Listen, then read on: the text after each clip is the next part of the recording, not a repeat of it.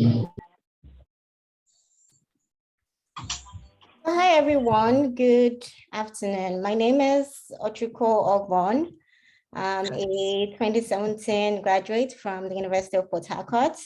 And currently, I am doing my internal medicine residency in Flint, Michigan. So once again, you're all welcome. And I have with me the Pumsa President. Thank God he made all this possible. This is something that, as a group of Pumsa alumni in the US, we've been trying to get together. So I'm super grateful to thank God for his energy that he brought in to make this possible. Thank God, anything to say before we get started?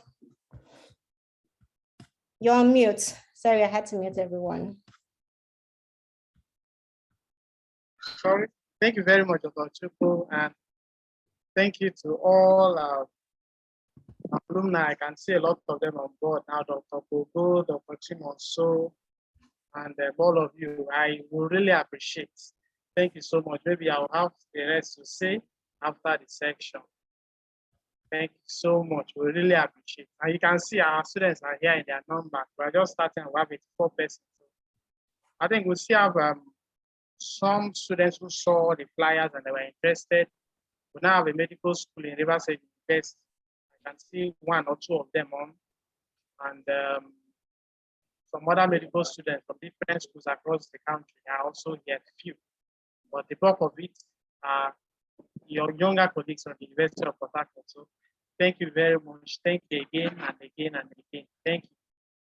Over to you, Dr. Chupo. Awesome, thank you. Can you all see my slide? We can all see the slide? Okay, all right, so let's get started. And at the end of the session, we're going to have an opportunity to ask questions. If you do have questions, you can also put it on the chat. We're going to be answering it. On here, we have graduates from since the beginning of Uniport till very recent graduates as well that finished just a few years ago. And we are also going to be having representative from the Association of Nigerian Physicians in the Americas that will be coming in to talk to us. So just an overview of the program. Today, we're going to be talking about how to get into US residency, what the whole process entails, a full picture, how to get started with the initial registration for your ECFMG or your USMLE ID. And we'll talk about the USMLE steps. I'm sure you must have heard of step 1, step 2. At some point in your life, you would see people talk about, oh, I passed it, or I did great. So we're going to talk about how you can prepare for these examinations. We're also going to talk about how to get ECFMG certified. Being certified means that, you're now licensed, you have fulfilled the US requirements to practice as a physician, and now you can practice as a physician in the United States. So we're going to talk about ways to get that certification. We're also going to talk about how to strengthen your application for US residency. Unlike Nigeria or some other countries, in the US, the options to work as a doctor mostly contains going through US residency. So that's why we're talking about getting into residency today, and would highlight how to strengthen your application, how to be a very strong candidate to ensure that you match at the very first time. And we're going to talk about exciting career options. Why should you even come to the US? We'll talk about that. And like I said, there'll be opportunity to ask questions, and we have a lot of people here to help you out. Just a few definitions, just so you understand what we're saying as we go ahead. We're going to be talking about IMG. IMG is an international medical grad. This is someone that's schooled outside the US. So that is me, that is you, that is in medical school in Nigeria or any other country that is not the US. You might also hear foreign medical grad. That is more like an older term, but right now everyone goes with IMGs. So that's what we are, and that's what you all are going to be. We'll talk about ECFMG. I mentioned certification. So this is the Educational Commission for Foreign Medical Graduates, and they are responsible for certifying international grads to work in the US. We'll talk about the USMLE, which is the United States Medical Licensing Exams. You're going to hear us mention OET. It's an occupational English test, which is now one of the requirements for becoming certified in the US. In the course of applying for residency, you would have to go through ERAS. This is the Electronic Residency Application Service. It's an application system that you use to apply to residency programs. I tell people getting into residency, it's like JAM. So there's one body that you apply through, and then you send your application to so many hospitals. That's what ERAS does. And we have AAMC, which is the Association of American Medical Colleges. It's the body responsible for running the ERAS application. We have the NRMP, National Residency Match Program. Getting residency in the US, it's a match. In March, you will hear people say they matched. You will see a lot of social media feeds saying I matched. The NRMP is that body or program responsible for actually matching applicants to the residency programs. They also match applicants to fellowships as well in some specialties. And we also have USE, which is United States Clinical Experience, which is something that people try to get in the course towards residency. So now we're going to have a broad overview on the journey to the match. The match is what you want to get. And I'm going to have Dr. Elvis Obomano. He's a very wonderful Pumsa graduate, and he's going to be talking to us about this. So if you could start with introduction and let me know when to hit next. Thank you very much, Dr. Chukwu. Welcome to everyone who has taken out time to join us today. My name is Elvis Obomano. I was a graduate of the Pumsa Medical School, Port Harcourt Medical School in 2012. And during my days as a Pumsite, I was very, very committed. And I'm really impressed that people have actually come up with this initiative. And it's a very well thought out decision. I really, really commend you for that. Within the next 5 minutes, it will be my duty to just briefly take you through the journey of the US residency match. I myself, I'm currently on the pathway, and most of what I will be saying are things that I've also learned from my colleagues here. But I'll just do the best to explain as best as possible. Dr. Chukwu, please, next slide. Yeah, so of course, the journey to the match, you create a timeline, have an ECFMG application. Of course, you have to pass exams, step 1, step 2, and as a matter, well, because most of you will still be very young graduates, you may not be under so much pressure to have the step 3 exams. But of course, if you still have the appetite for writing exams, it's not a bad one. If you pass it, it's out of your way.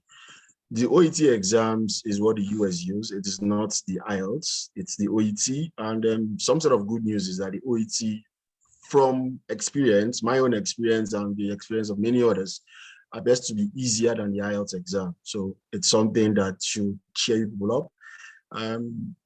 I think my colleague will talk about the preparation with that. Then, of course, other ancillaries that are necessary for the match includes clinical experience, research, which is very important. Unfortunately, for most of us, we did not really pay attention to research while in school. I will advise you that if you have ties with any consultant currently, please do the best you can, right, for the match. So this is how your email appears if you actually matched. It's one of the most beautiful emails you receive in this life. I bet you'll be very, very happy once this kind of email comes. It comes from the National Resident Matching Program. And of course, it usually comes on a Friday. Your school code and where you matched into will show. And of course, the program name for this candidate, what we're basically saying is that this candidate actually matched into general medicine. And of course, the program you matched into, either a university, hospital, or a community program, will show. And I think I'm seeing University of Minnesota Medical School. That's where this candidate matched. So the culmination of what we'll be discussing today is going to lead to you getting this email on your phone on a particular Friday, sometime in the year. And it's my hope that every one of us in this program gets to receive this email. Next slide, please.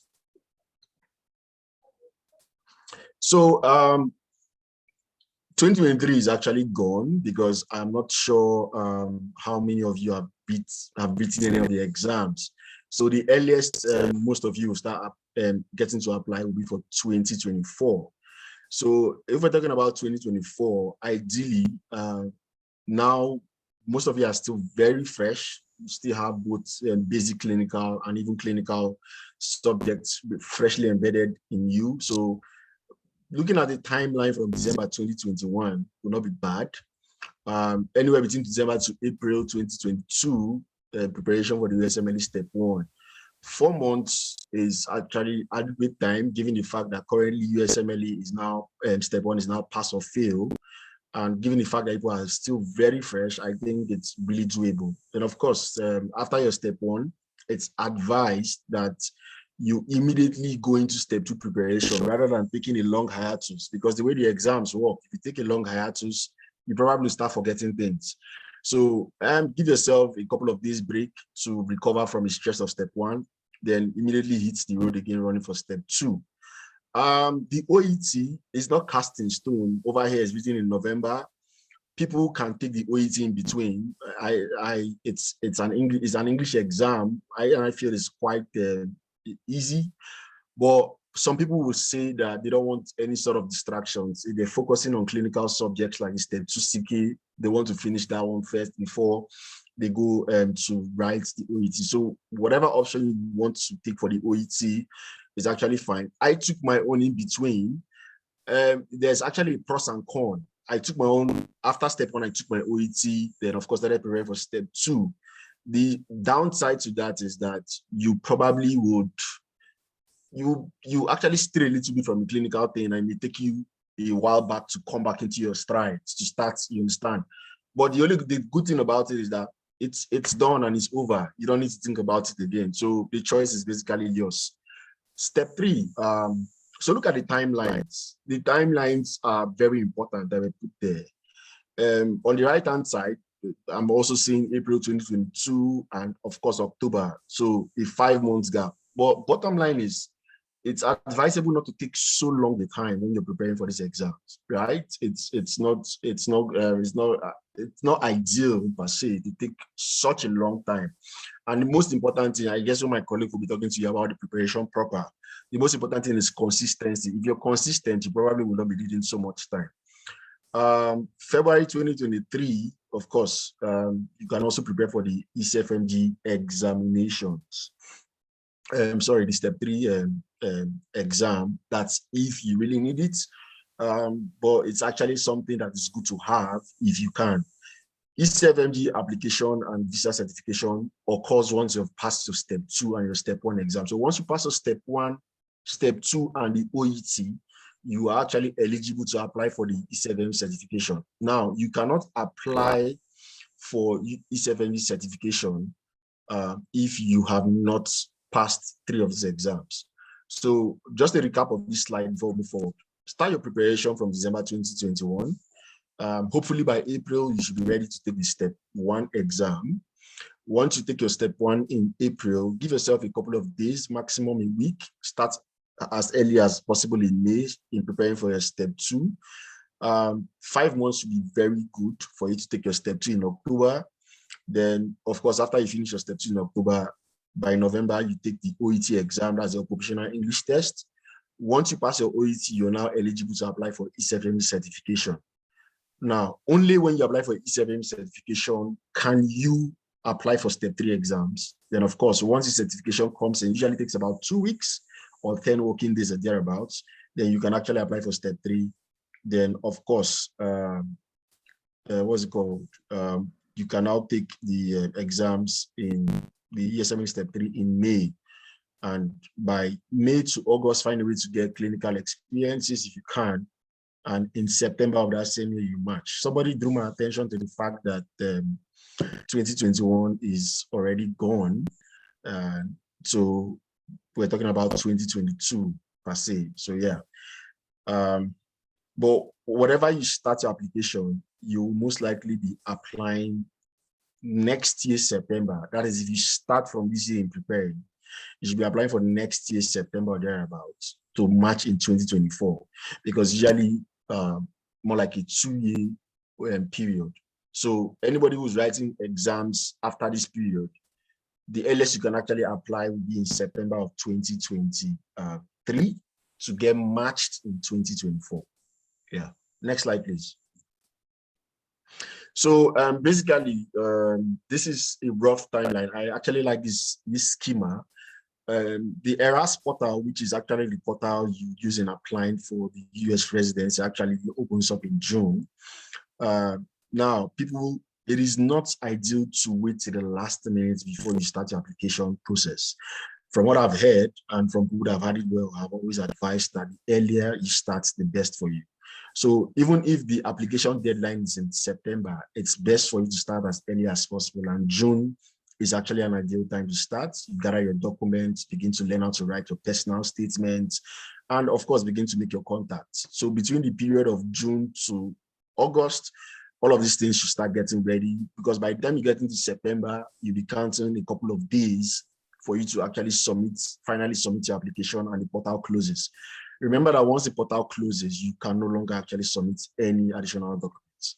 Then, of course, invitations come up from October all the way down to January, or yeah, even I've heard about late February interviews, early February interviews.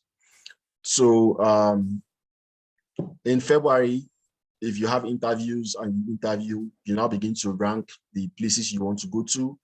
And if, of course, if your rank basically works out well, then by March, the match list actually comes out. And remember, that's very email you saw at the start of this presentation. That's the email that everybody's actually waiting for. So the combination of your preparation from June actually ends in March of that year, where the match list comes out, and they tell you how many people, if you're actually successful in the match, where you're going to, and of course the specialty you actually are getting. Okay, yeah. Final 2 slides, I guess. I just have 1 or 2 more slides to go. Yeah, so this is very important. I know some of us we have various dreams. Now, it's good to look at this thing. I'll try as much as possible not to tell us. If you have dreams, some people already are thinking of being surgeons and the rest of them. But while you're thinking of that, well, that's a good thing, please take a very good look at this list.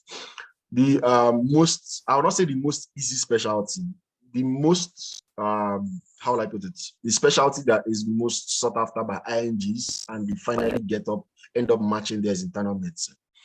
Internal medicine, then followed by family medicine. So a list has been created, the 15 top specialties, IMG specialties, where IMGs get to match. The list lower down is by percentage, and this may not be due to number per se.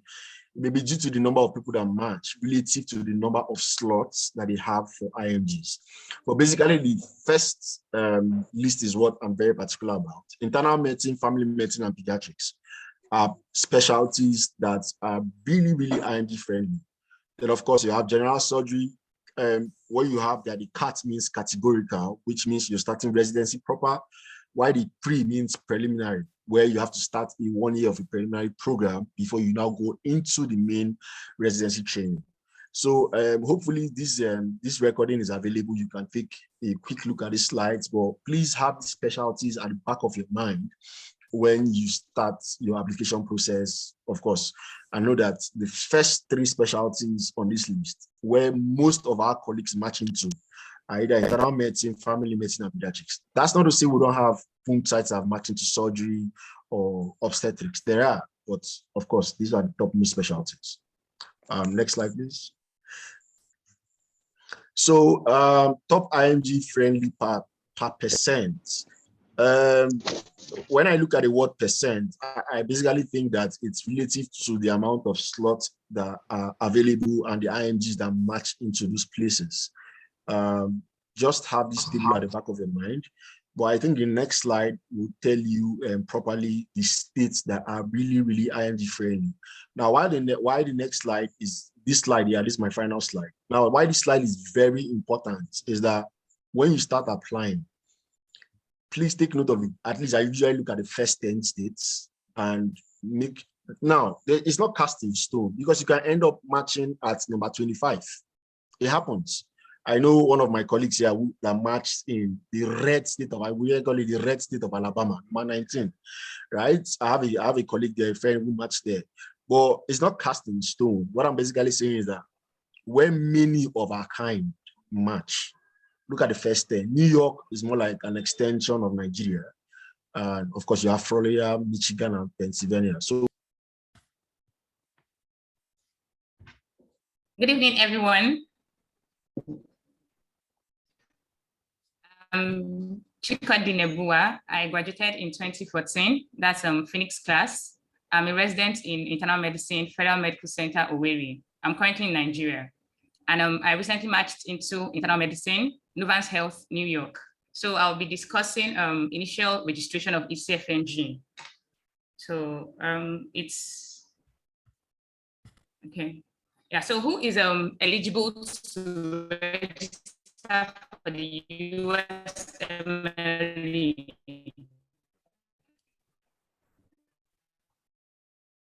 First of all, it's a medical student or a graduate of medical school listed in the World Directory of Medical Schools. And interestingly, you know who is a graduate or a head to register for USMLE.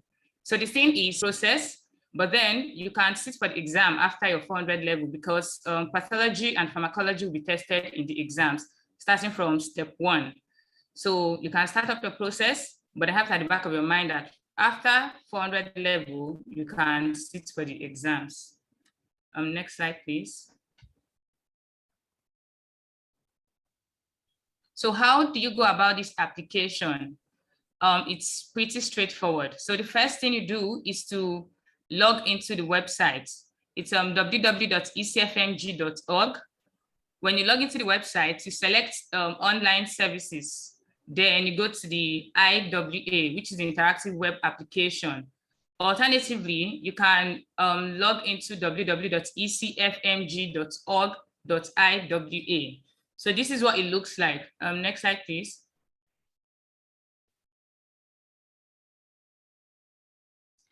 So when you log into the website, it's written here, the ECFMG website. It looks just like the registration. You're going to wait about 5 to 10 working days to get the ECFMG number, and then with that or your USMLE ID, you can log in and actually create an account. So here, this would guide you on creating an account. When you create your account, you would have to complete and notarize a certification of identification form. It's called Form 186. Previously, this used to be done in person. You have to go to the court and get it certified, but now there's no TRICAM where you can do it virtually to get it notarized. And of course, it's a little bit of money, $160 for that.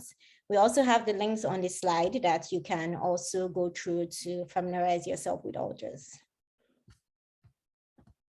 When you're done notarizing, and you can now start your registration process. Mostly people start with the USMLE step 1. You can do step 2 first. Step 3 is the only exam that you can only take when you're done with step 1 and step 2. So you can now start the process of applying for your USMLE step 1. And the reason why we're highlighting this here is that it does require some extra work when you're applying for your first exam. So there is another form that you have to, it helps to certify your certificate. If you're still a medical student at the time, you would be certifying your medical status. So this is the Form 183, and it has to be certified from your medical college. So most schools would ask for a particular amount of money. Uniport, the last time we checked, it was about 50,000. This is a price that can change at any time in the future. So what we're giving here is just a range. And you'll need to submit all your necessary documentation. This would include your transcript as well as your certificate to ECFMG. I believe Uniport would be the ones to submit it. So there's a whole transportation and processing fee. And when ECFMG gets this, they process and confirm that, yes, you are a graduate or you are a medical student, and they inform you that, you are good to go ahead and schedule your exam. Scheduling your exam would involve, you have your permits, and these exams are done at Prometric centers. Prometric centers are world certified centers that, they do different types of professional exams there. And I believe the closest one to Nigeria is in Ghana. So that's where most people go to take the exam. In the United States, there are multiple centers in different locations. So you want to go on their website and schedule your exam. Now I tell people, scheduling your exam, you have to be sure that, you're ready for the exam. So you want to monitor the site, see how much data available. Sometimes data available 2 months out, 3 months out. If you know that you're not ready in 3 months, you don't have to schedule at the time. So when you're ready, when you know you're going to be ready in 3 months, you can now go ahead and schedule your exam. And this is just a little summary for the fees. So you would pay for ECFMG application for the ID number. For the notary, you pay for that as well. And processing, transport fees, it's dependent on your institution. And thank you very much. I believe we'll have Dr. Nebua join us at some other point. So the next, we're going to be talking about preparing for the USMLE examinations. This is very important. It's a very objective exam. You are going to be combining with people that schooled in the US to get into residency. So the USMLE exams helps them know that, okay, how well do you know compared to their own medical students? So giving it your best is important. And talking about this today, we have Dr. Chinomso Ogumerim. Ogumerim was my classmate. He's wonderful leader, a star on the field, off the field, and Pumsa editorial board. Lots of things Pumsa, you would see Ogumerim there, and he just marched into neurology, which is not very easy to get in. And he completed his steps while he was in Nigeria, and he did excellently. So he's going to be talking to us about how to prepare for the USMLE steps. Ogumerim. All right, good evening, everyone. My name is Chinomso Ogumerim. I graduated from University of Port Harcourt in 2017. Like Ochiko said, Ochiko was my classmate and my seatmate, actually. She was 425 and I was 427. That was our math number. So we've been like doing most of our exams together, in school, and then we were also members of the editorial board as well. So she was the editor-in-chief in 2015. I was the editor-in-chief in 2016.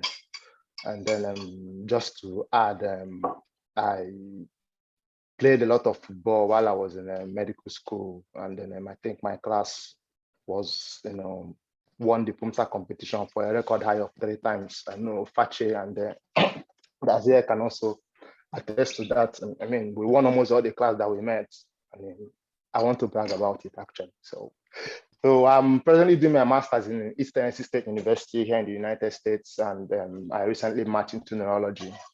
I mean, if you look at that list that Chief Elvis Obumano shared, I mean, Virginia, where I matched, is like number 25 or so. I mean, but I mean, I got mad there and it was neurology. So if I can do it, I believe you too can actually do it as well. So then I want to talk about preparation for the USMLE exam, which is very, very important. So I have to start by saying that if you want to write the USMLE steps, you have to decide that this is what you want to do, because you have to commit to it. You have to be consistent. You have to persevere.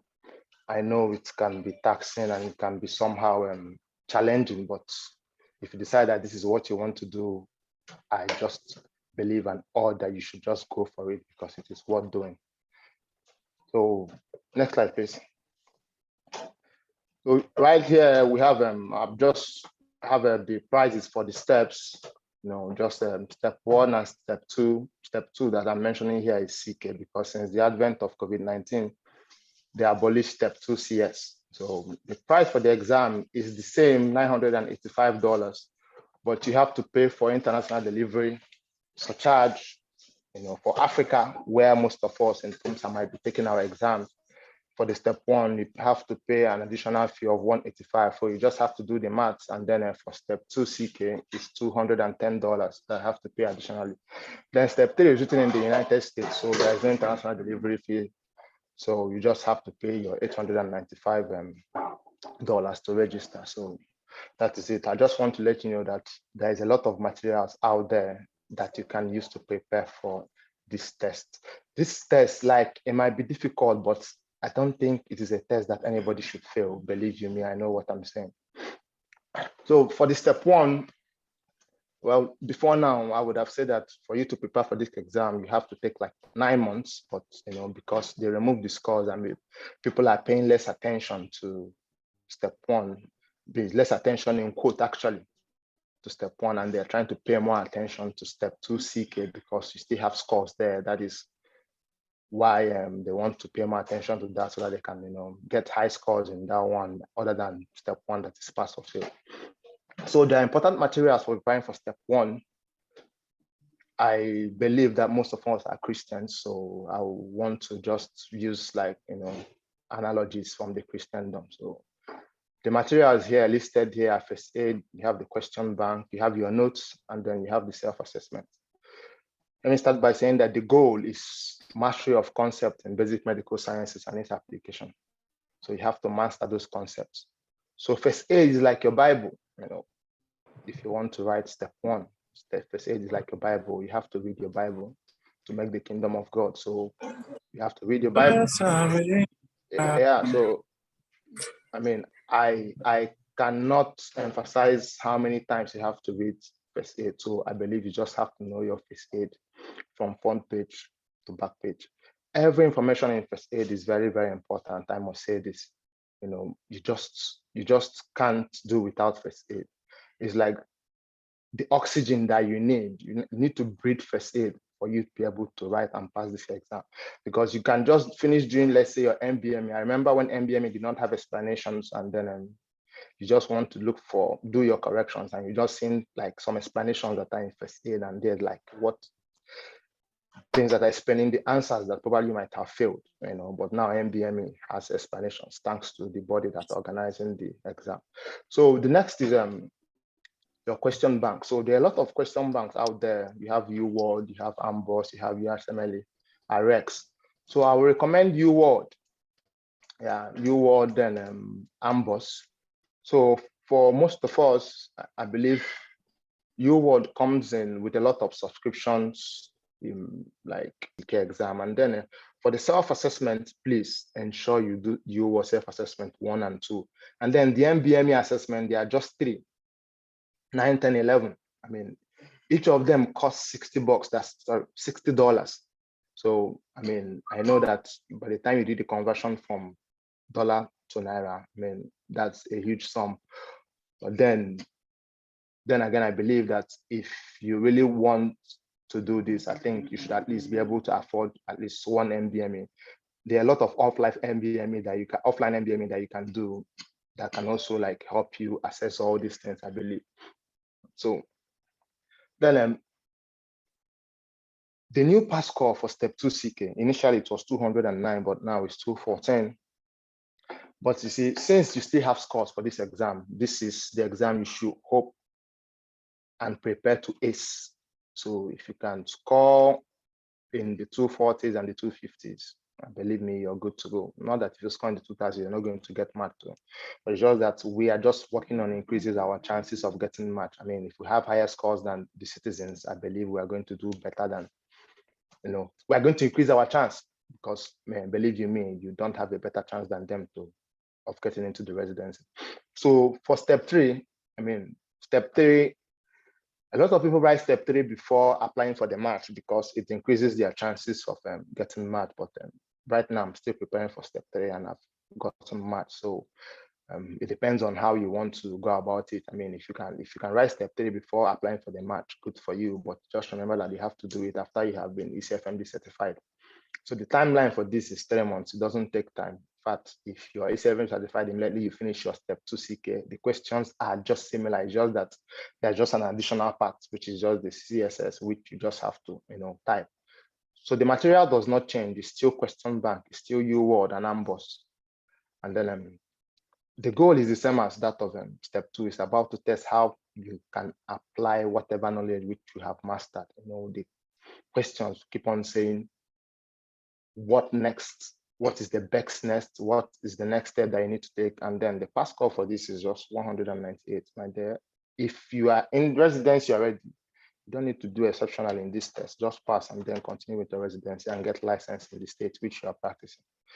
Then this test is only written in the United States of America. So if you want to write this test, you have to be in the United States for you to write it. Then for the OET, please, this exam is an English exam, but what you're going to be tested on, you're going to be tested on medical things. So the letter you're going to be writing can be a referral letter or discharge summary. The listening part is just the part that you're listening to a conversation between a physician and a patient. The reading part has to do with probably a medical research. And then the talking part is for you to counsel a patient. So all these things is just medicine. So for me, it took me less than 2 weeks to prepare though. I mean, I was working in a hospital in Nigeria. I was doing a lot of discharge summaries and talking to patients every day. So I felt I needed just to prepare for the reading and the listening, and I don't need to prepare for the writing as well. So the material that you need to prepare for this exam is on the OET website. They have sample test questions there, which you can practice with. They have 4 for each of the components of the test. They have 4 practice tests for both reading, listening, speaking, and also writing. So the goal for you is just pass. So if you get 350, a B in all the subtests for like the listening, writing, speaking, if you get 350 in each of them, you pass. So, but ECFMD is trying to change the pass for OET. Currently, they are trying to reduce the pass mark. I think, I'm not very sure what they are trying to reduce it to now, but I think it's going to be less than 350 for most of the subtests. So I think probably with time, we'll just get to know exactly what they want to do about the scores and all that. So next slide, please. So that will be all for the exam preparation. Then for the pathway T7 certification, there are 6 pathways. I'm very familiar with pathway 1. So the pathway 1 is the pathway which I used and through which I got certified. Pathway 1 is for those who are currently practicing, who are licensed to practice medicine unsupervised in another country. So the way it works is this. If you have your permanent license, which means you've been licensed to practice unsupervised in Nigeria, you have to write to the Medical and Dental Council of Nigeria so that they can issue you a letter of good standing. That letter of good standing costs about 70,000 naira. So they will send that letter of good standing to ECFMG. But know that before you do this, you must have written and passed your OET. So, and then submitted your OET result to ECFMG. So ECFMG has your OET result, and then NDCN will now send this letter of good standing to ECFMG. Once ECFMG receives this letter of good standing, they are going to certify you. And once they certify you, you are good to go with ECFMG certification. There's also another pathway for medical school, which is pathway 3. Uniport is one of the medical schools that have been accredited in the World Federation of Medical Education. So I don't really know about this pathway very well, but I think it's something that we might just have to research more and see if we can explore, especially for those that are just leaving school, because believe you me, before you get your permanent license, you must have done your youth service, after house job. So these are about 2 years I'm talking about. I know most of you want to just get into the residency immediately after leaving school, which is very doable, I believe. So concerning the other pathways, I believe we can also, research on them and then find out, the pathway that works for us. I know of a lot of people that are doing pathway 6, which is like an OSCE that is supervised by, a certified physician to say that this person like have the skill that is required to talk to a patient, and that's about what it's all about. I mean, so I think then the pathway application fee is, it's huge. It's about $925. So please, I know the USMLE involves a lot of money. I understand that finance might be a very big issue for most of us.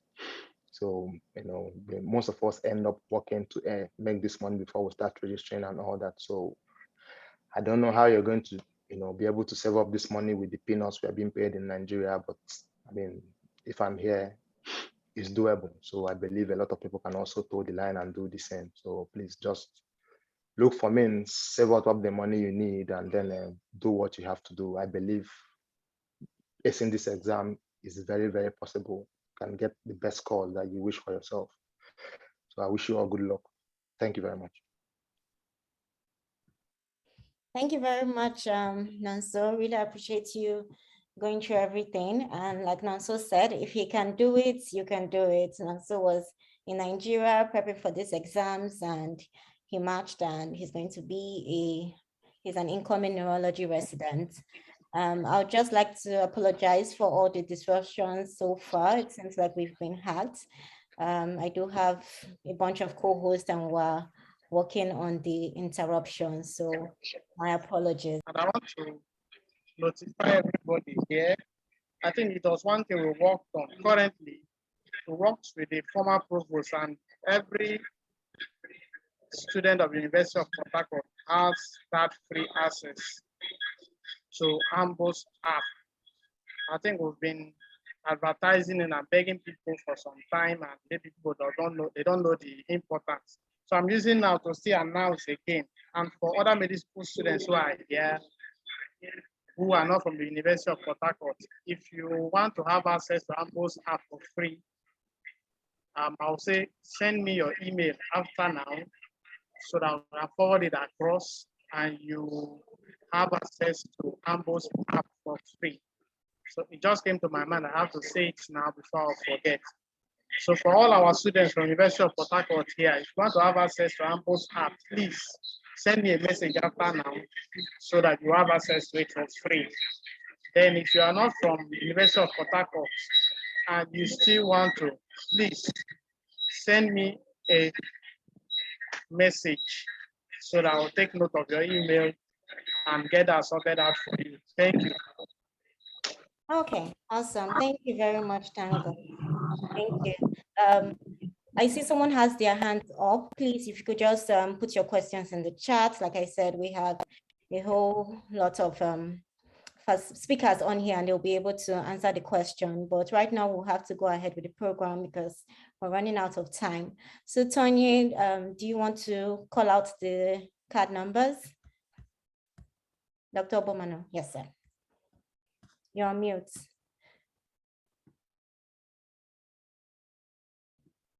And after Tony, Gogo, you can just go ahead.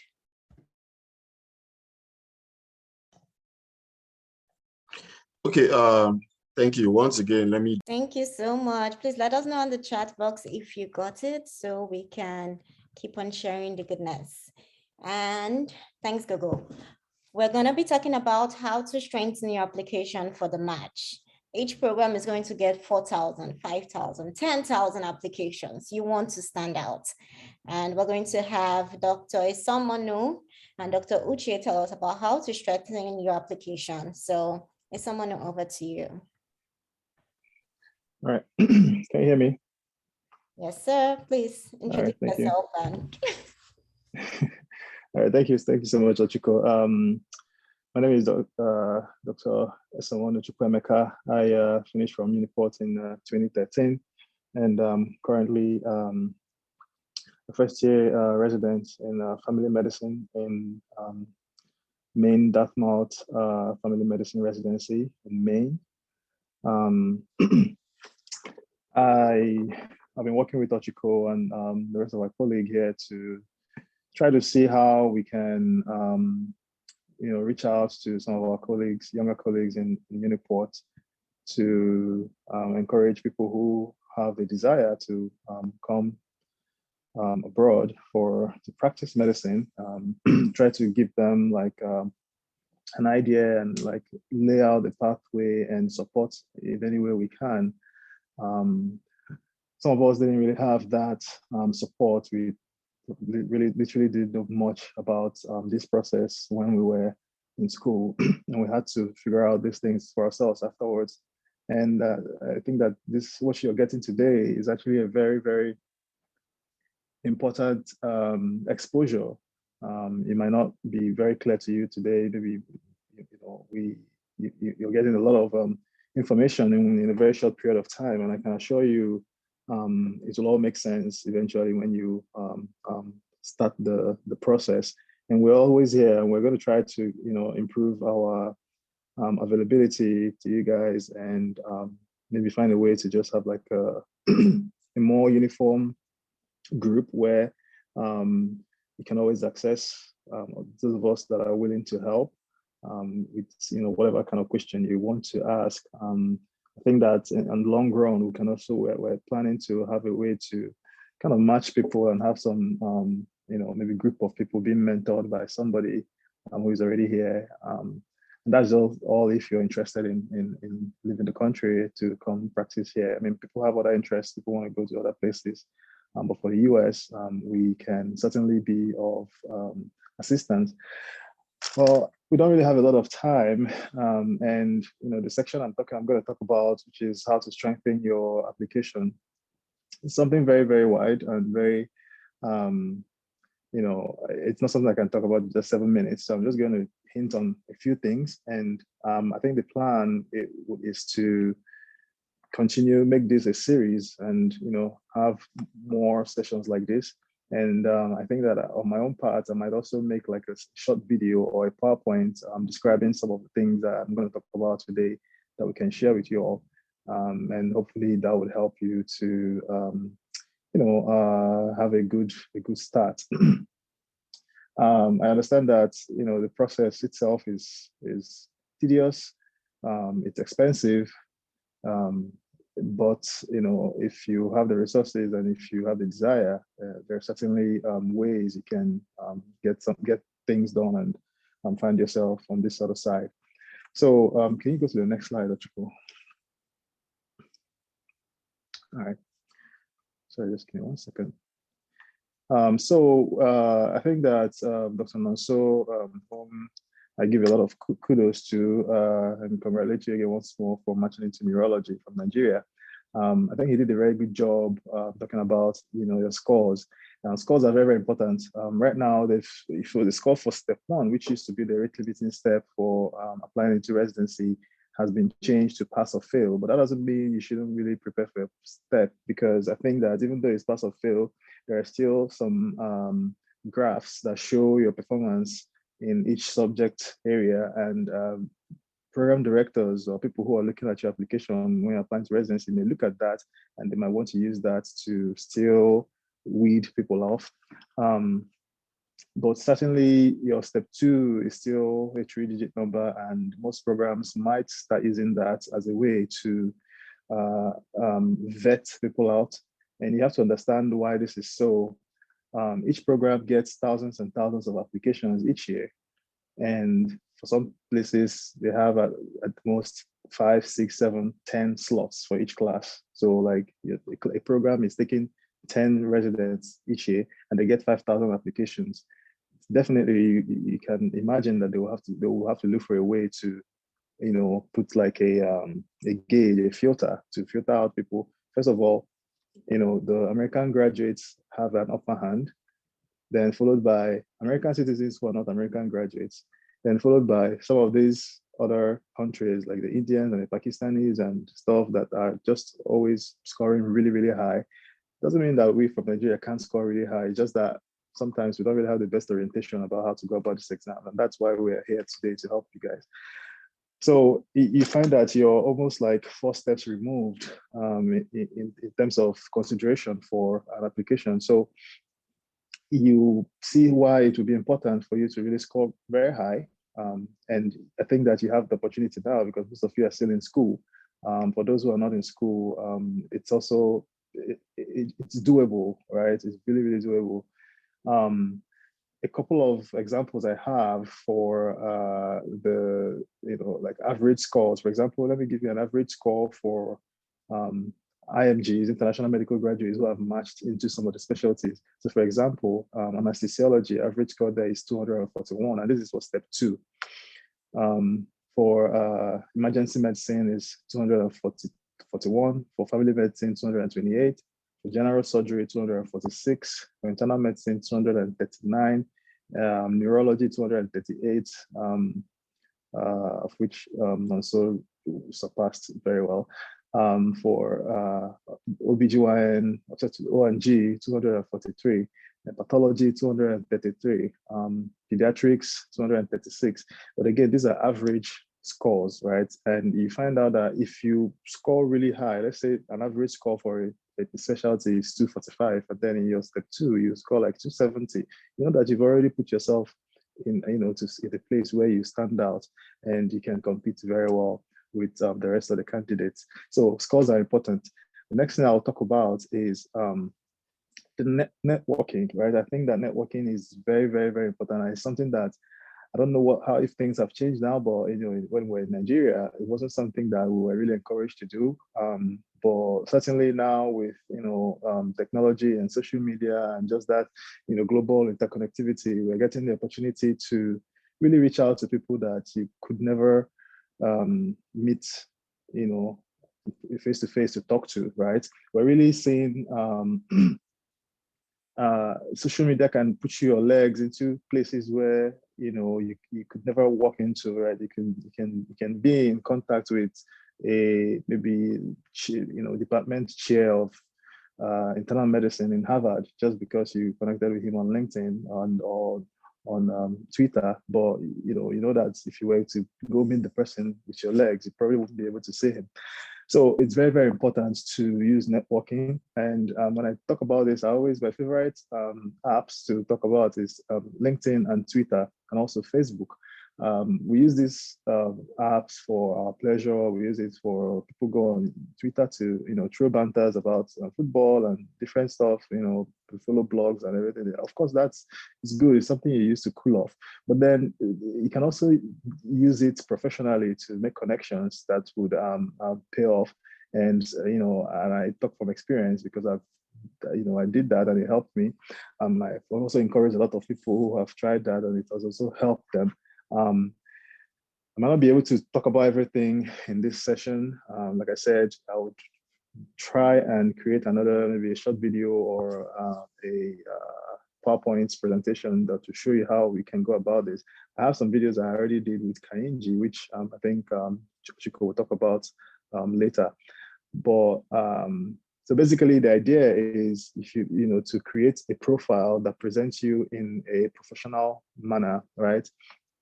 Again, you have to understand that you're presenting yourself to a larger group, you're exposing yourself to the world. So you want to be professional, right? Your picture, the things you write, the kind of things you post, the kind of people you follow on this social media, has to be professional. And it's also important to really, in Nigeria, we tend to be very, very modest. We tend to be I don't want people to say I'm boasting or something. I don't want to, shine my lights or toot my horn. But, outside of Nigeria, that's what people do, right? Someone will do one very little project and they'll, hype it up. And it's not like they're lying, but it's just that they are packaging it better, And we do so many things in Nigeria. When you go for Health Week in Pumsa, of which I participated quite a lot, back then.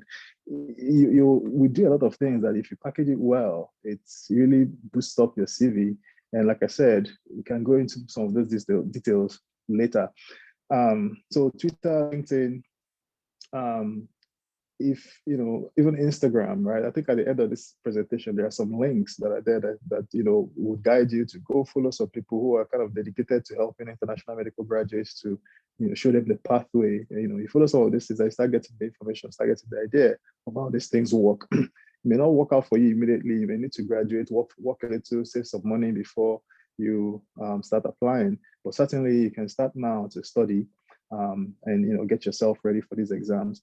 So the next thing I want to talk about is outside electives. So I think that in Nigeria, you know, during my time, I knew I had classmates who left, who went to places, maybe Australia, the US, the UK, to do, you know, some of these exchange programs, right? Where you know, maybe during a break, you know, like in between semesters or something, you connect with a school and you go there and do observerships, or you go shadow, basically just go work with the doctor in the hospital to see how these experiences are. And I think that through Uniport, through the dean, I know that there are ways through which that can be facilitated. It might not be available for everyone. It might be more expensive for some people, but if you have the opportunity, I think that if you do that, that will help you get more exposed, and it will also be certainly something you can put on your CV that will make you shine.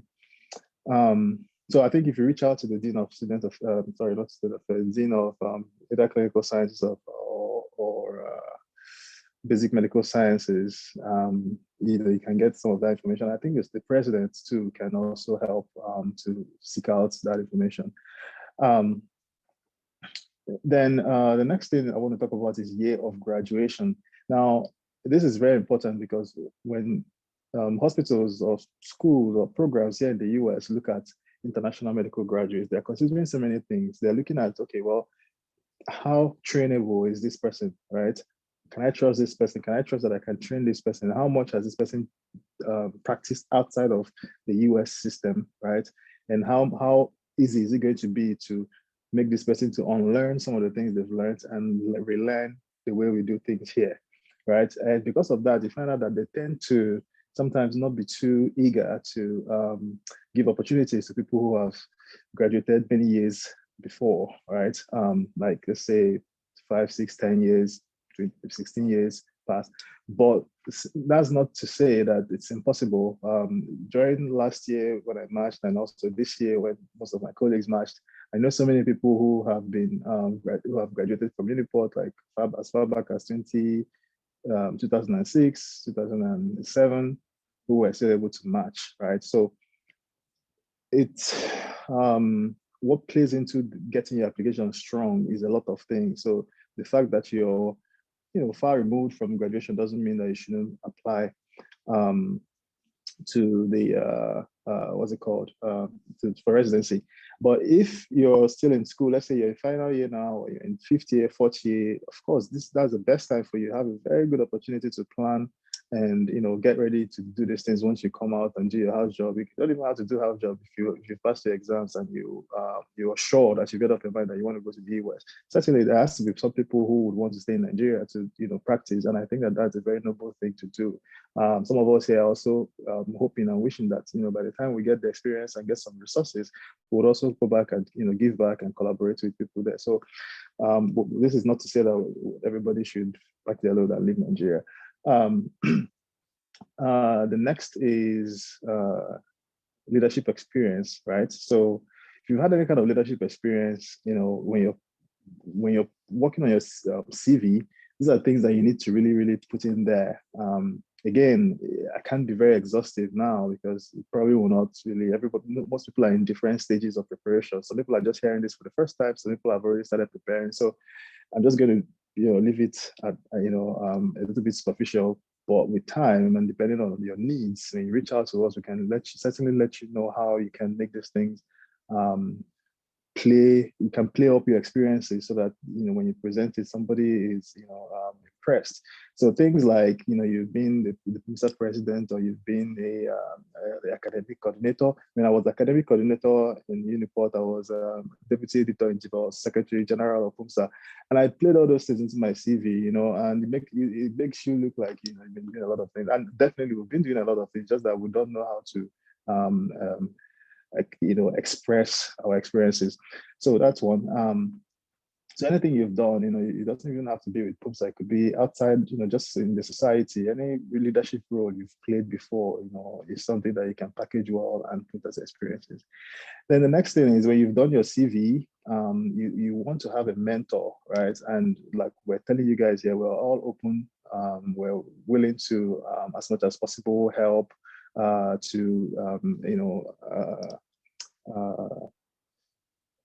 just encourage you, help you with, whatever, at whatever stage you are in, if you're still, contemplating doing this process, or you're already in the process, or you've already done some things and you want to, fine tune what you've done.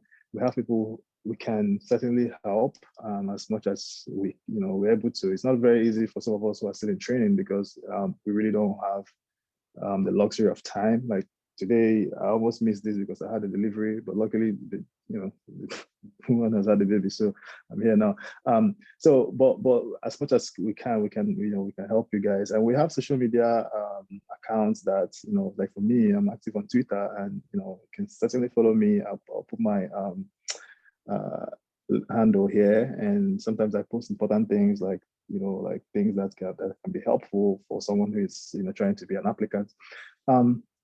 So definitely review your CV with the mentor as time goes on. And you can already start now to prepare your CV.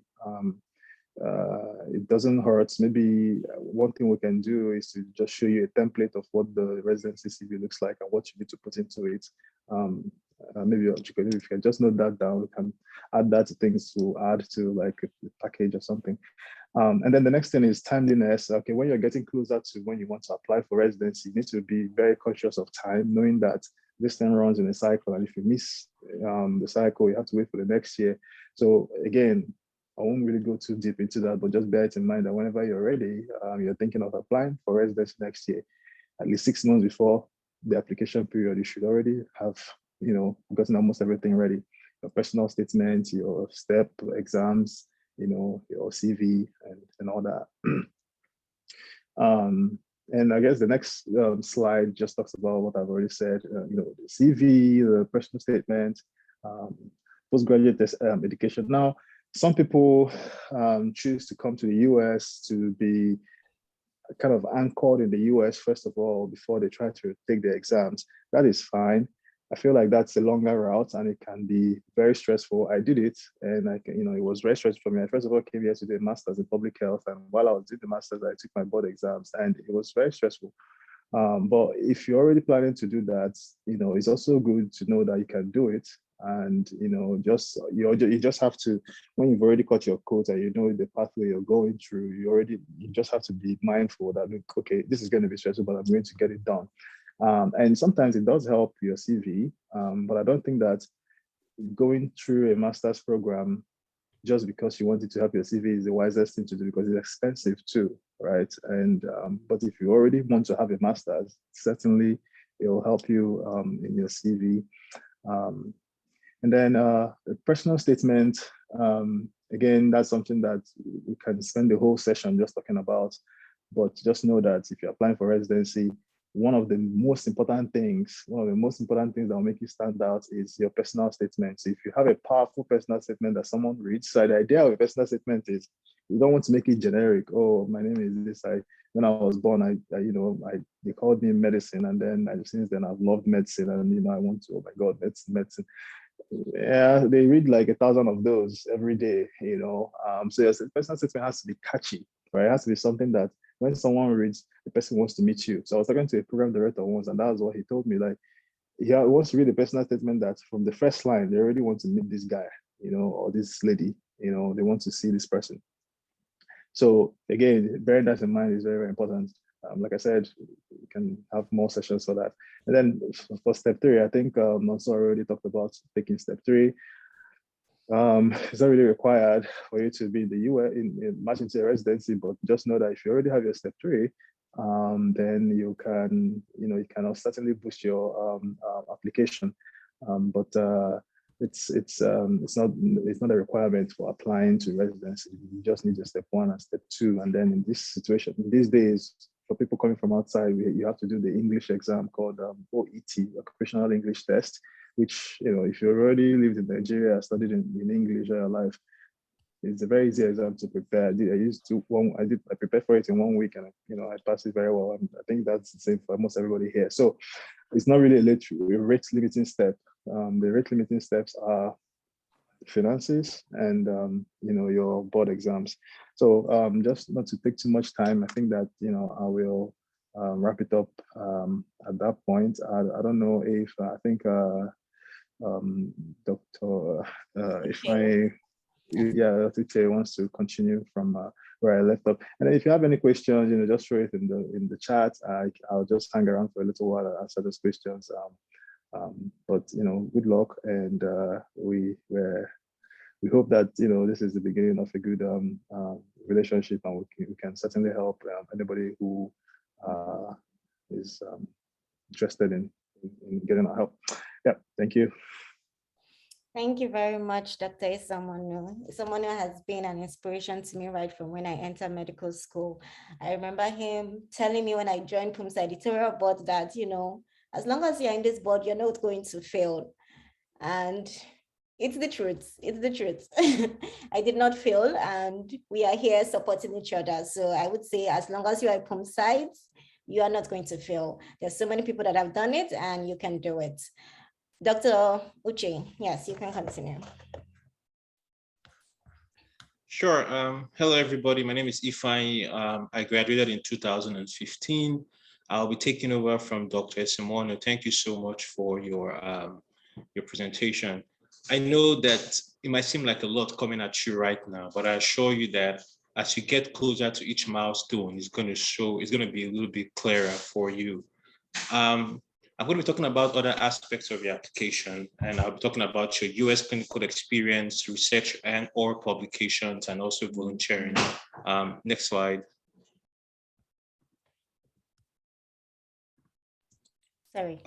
Could you go to the slide before, please? There. All right. So one of the important things that program directors want to see is that you have some experience in the US, practicing medicine, or some experience in doing electives or observerships or externships or whatever. But I want to say something before I start. You do not need US clinical experience to match. A lot of the doctors on this program today did not have any US experience and they matched. But if you have it, it goes a long, long way. So what counts as US clinical experience? Now, it depends on the program. Some programs want you to have, most programs want you to have what we call hands-on experience. That is, you are in a US hospital or a US clinic, and you actually participated in managing patients. Other programs may want you to have done some clerkships in forms of electives or whatever. Clerkships basically is during your medical school, you go to a US medical hospital and you just work like a medical student or an intern. I want to stress it again, and I'll continue stressing it. You don't need US clinical experience to match. A lot of people would say, oh, I'll wait till next year when I get US clinical experience before I apply for the match. No. Once you're ready with your scores and every application is ready in terms of the basic eligibility criteria, go ahead and apply to the match. A lot of people I know did not have any US clinical experience and they matched okay. Now, how do you get US clinical experience? Honestly, the most important thing is to be in the US, obviously. But right now, you can actually do virtual US clinical experience. I have a friend who applied 2 years ago. She didn't get any interview. She did 2 virtual US clinical experience programs, and she got 6 interviews in the next March, and she just matched into internal medicine program in Wisconsin. So even if you're not in the US, you can do virtual US clinical experience. They're a little bit pricey, but as you've heard so far, coming to do residency in the US is quite expensive. Some other things you can do is you can network through Facebook groups or Twitter or LinkedIn. If you don't have a LinkedIn account right now, create one. It's free. Well, they have a free version. Create one today. If you don't have a Twitter account, I don't know why nobody has a Twitter account, but if you don't have a Twitter account, create one today. Dr. Esemonu was trying to be very modest. Dr. Esemonu in December of 2020 didn't have any interview. He went on his Twitter account, put up a nice post, and he matched the next year with so many interviews. So Twitter helps, it goes a long way. You can talk to program directors there, you can talk to program coordinators there, and you can talk to them about how they can help you get into their programs to get your clinical experience. Next slide.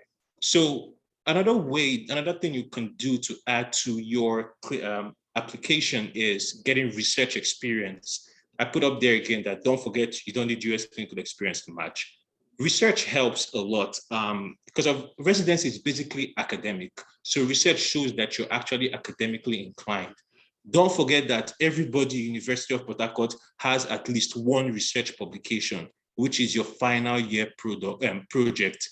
Add it to your applications. I added it to mine and it helped. Add it to your applications, know about it. You might be asked about it during your interviews. You can also talk to your lecturers right now, your final year lecturers, your year 5 lecturers, and ask them if they have any research, upcoming research work, and you can work as a co-researcher or an assistant or whatever. And if they publish those research works in peer-reviewed journals, that's it. Those peer-reviewed published research work are highly valued by program coordinators. Every type of presentation also matters. So if you're able to get a presentation in a journal, just maybe poster presentation or a presentation online, it also matters. And in general, you just want to network, talk to as many doctors as you can, talk to as many people as you can. The next slide.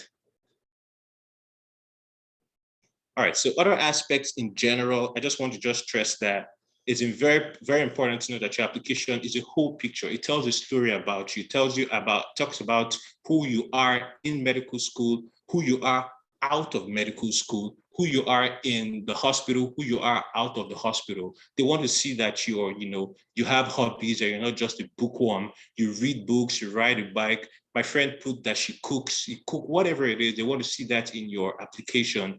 Start now to start building good relationships with your doctors, with the doctors in Port Harcourt and University of Port Harcourt or wherever you are. I talked to my friend's mother, and I've known her for about 12 years, and she wrote a good letter of recommendation for me, which went a very long way. So build good relationships with your doctors now, the doctors in Uniport, I mean, and hopefully they'll be able to write letters of recommendation for you when that time comes. In general, I just want to stress that every activity that you do from now till the day you apply counts. Whether you're volunteering in the hospital, in the marketplace, whether you're going out on missions with CMDA or with Pumsa or with FERCAMS, whatever it is you're doing right now, make note of it, write it down somewhere. It'll go a long way when you eventually apply or decide to apply. In general, I want to just commend all of you that have come on here today. This is a major step to securing your future, whether it's in the US or in Nigeria or wherever. The fact that you're here means that you're thinking actively about your future, and I wish you all the best. And I can't wait to see you all and see you at the top. Thank you.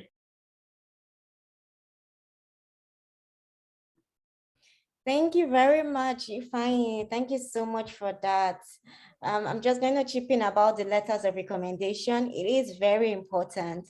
Letters in the US is different from letters in Nigeria. When I finished school and I went for a letter in Nigeria, it's 5 lines, 6 lines. I know him, he's good, thank you. But in the US, it's a whole page talking about all the experiences they've had with you. I called a couple of people for letters and they were like, I don't know you that much. So like Ifeanyi said, build that relationship right now so that you can get those letters when you need them. Let's see, we can get some fast fingers right now. Is Chikadili on? Recharge cards coming your way. So get your fingers ready. Okay, Brenda, exciting career options. Why should you really come to the US? Is it worth it? Is Nigeria not good enough for you? So Dr. Ibodeng will be talking about this. Google, please go ahead and introduce yourself and yeah. Yeah, sure. All right. Thank you, Dr. Chukobon. My name is Dr. Gogo Gute Emmanuel Ibodeng, graduated from University of Port Harcourt 2015 class, and I'm a first-year internal medicine resident at Thomas Hospital in Alabama, United States. Exciting career options. Well, we are here because we are on the journey to come to the US, and before I move on, I just want to tell you you're making the right choice. coming to the US affords you the opportunity to be a global physician. I mean, I'm not saying if you're in Nigeria, you're not going to be one, but once you're qualified as a physician in the United States, you're going to be sought after in every other nation. This is a fact. You're going to stand out. You will be fulfilled career-wise. You'll be fulfilled financial-wise, and I mean in most aspects of your life. The training is rigorous, but then it is structured. So you're definitely sure that once you're done with whatever training you decide to go into, you have a career ahead of you, and you're going to make so much for yourself. All right, next slide. So what's an attending physician? An attending physician is someone who has gone through residency and you're done with your residency program, be it, let's say, family medicine or internal medicine, where you get to do 3 years, or you do a surgical residency for 5 years or 6 years. Once you're done, you become an attending physician at that point, and you can decide to go on with whatever you want to do after then. Either you practice as a general attending physician, or you want to go on to do some fellowship programs to become a specialist, okay? So that's exactly what an attending physician means. And when we talk about multiple specialties, it's exactly what I was trying to explain earlier. Once you're done with residency, where you go through the training to become an attending or to become a specialist, you can decide after residency if you want to go into subspecialization. And I'm going to use, let's say, pediatrics as an example. You do your 3 years of general pediatrics, and then you can decide to go into pediatric emergency, or you can decide to go into pediatric cardiology or pediatric gastroenterology. These are the subspecialties that would make you an attending specialist, which is different from a general attending pediatrician once you're done with 3 years. Now, there's a difference, because once you're a general attending physician, let's say you're done with your 3 years of pediatric residency and you just don't want to go, you don't want to go on with fellowship, which is another extra 3 years or more. You can decide to practice as an attending, and then you just take on your career from there. But if you want to go on to become a subspecialist, let's say you want to be a gastroenterologist in pediatrics, you would have to go for further training, do your fellowship, and then you become a specialist in that field, and then just follow the ladder and go on. Now, there are benefits to each of them. I'm going to bring in your rewards cash-wise right now. As a general attending physician, you're going to make an average of $250K, anywhere from $200,000 to $250K. I'm sure you've heard this, that the US is a cash cow. Yes, it is. I won't lie to you. And don't try to be humble or noble, saying, "Oh, I'm not after money." Please, you need to make money. You need to make money in this life. You need to look for careers that would afford you good money to be able to take care of yourself and to be able to enjoy your specialty very well. So an average of $250K once you're done, or you can decide to become a specialist, but just bear in mind that you're not going to start earning that much money if you're going to go for fellowship, which would be an extra 3 years or more. But once you're done with that, you're going to start earning an average of $350K once you become a subspecialist. For most specialties, it varies, okay? Anywhere from $250 and above, you can start making that much. For primary care physician, that's when you're done with residency and you don't want to go into subspecialization. So you're working either as an independent entity or you're working with a group. As a primary care physician, you have patients from whatever sector coming to you, you're rendering care to them. Some people say it affords you a good work-life balance, and it's a lifestyle medicine career field, because that way you don't get to do on calls, you don't do night shifts, you just do mostly 8 to 4, 8 to 5, depending on your choice. And then you go home, have your good weekends for yourself, and that's it. But you can make good money from there, and you can decide to do a business on the side as well and just climb. A hospitalist is what we call a general internal medicine practitioner. It could be internal medicine or it could be family medicine. So you get to finish your family medicine residency, or you get to finish your internal medicine residency, and you become a hospitalist. You can decide to work independently, or you can decide to work as a group. Now, the benefits of working as a group is, you guys come together, people can actually cover for you. Your work is not as, it may not be as stressful as it will be when you're working as a private hospitalist. The private hospitalist can afford you some money. It can afford you some money, more money, but then you would have to put in more work and more time. Next slide, please.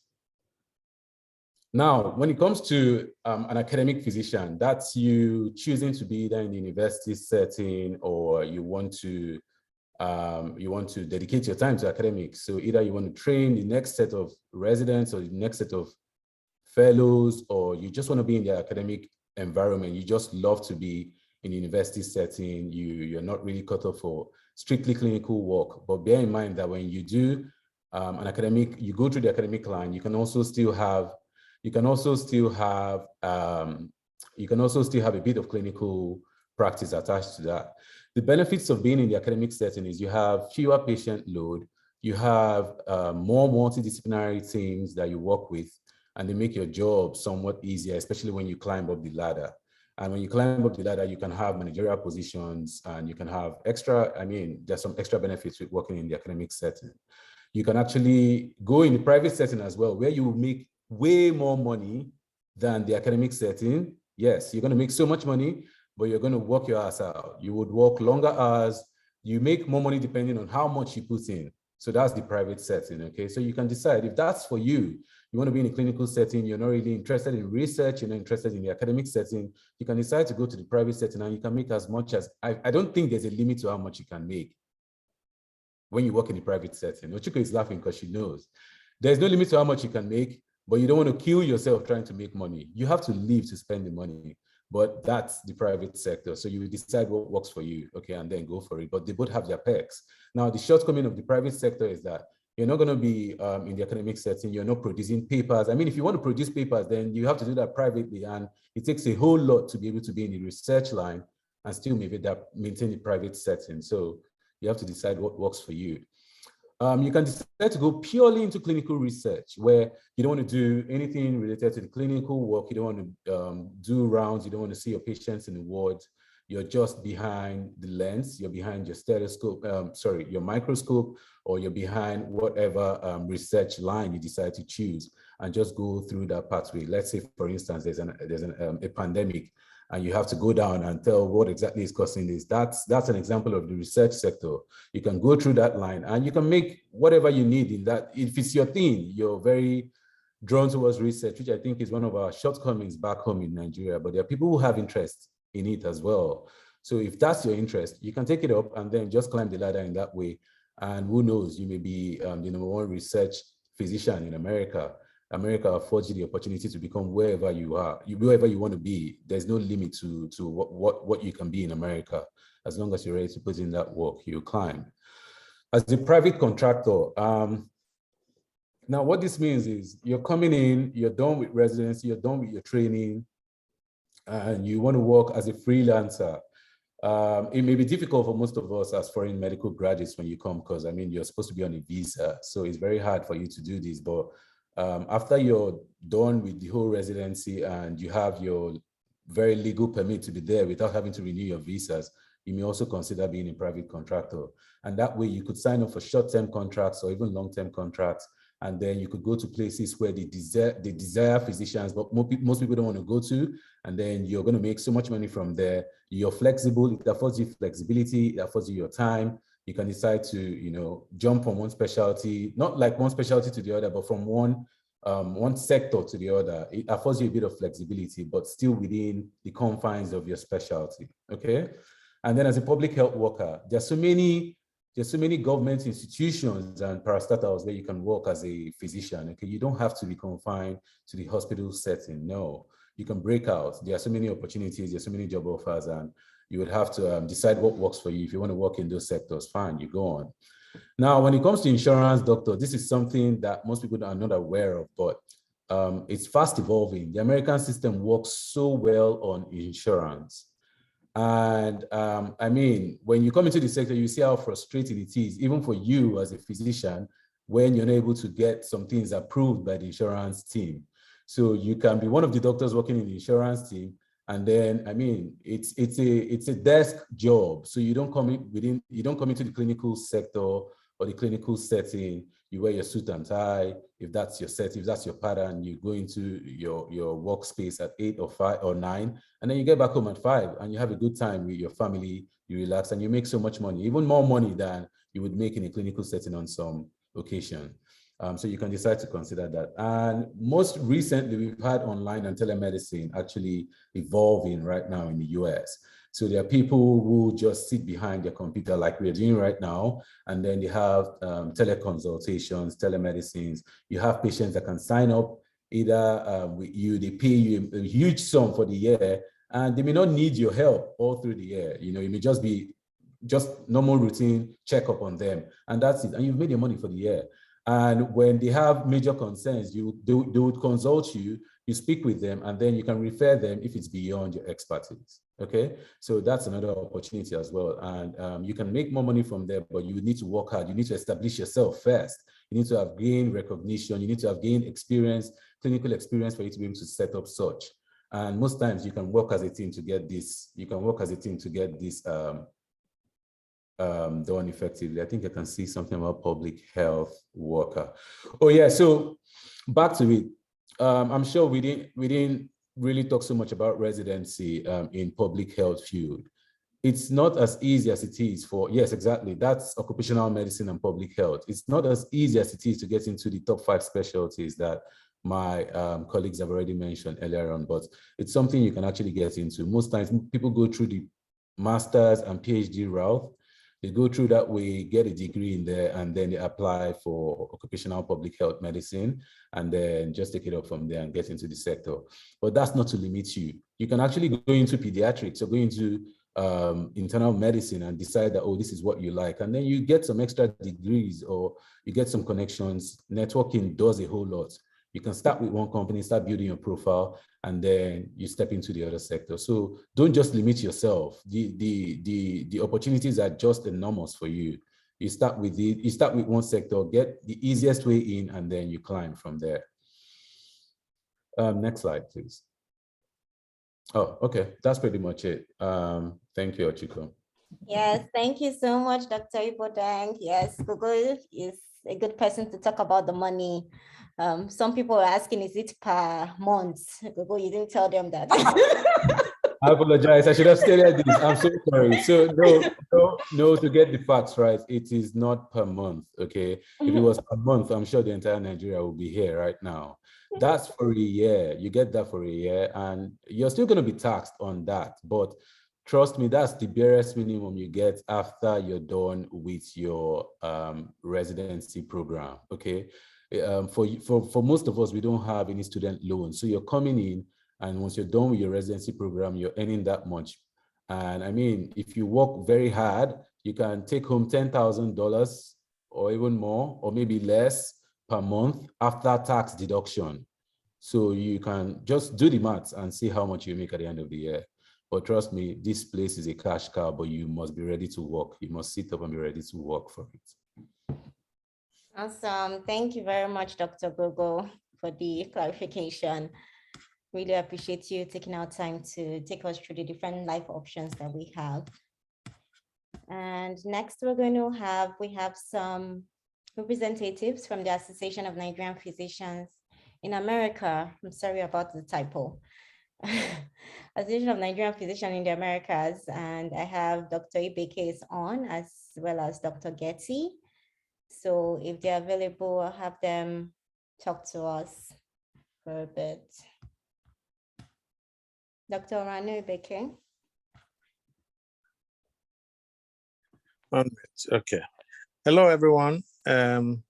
Good evening, wherever you are. It's late afternoon here with us. Can you hear me well? Yes, sir. Yes, sir. Okay, very well. Okay. So I really am very impressed and very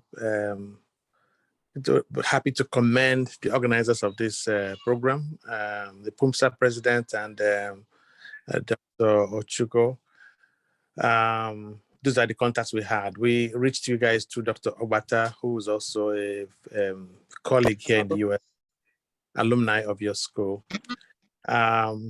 So what I'm gonna do is just give a general overview. I'm gonna hit some important points that I think you guys will take with you so that it will form a seed for you to build a structure out of over time.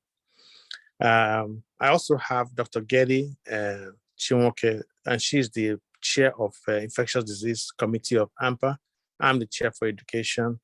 So we are here because we want to give you guys some guidance and support to make sure that you guys not only continue with what you're doing, but transition to AMPA membership, because that's actually where you get a lot more than you are getting.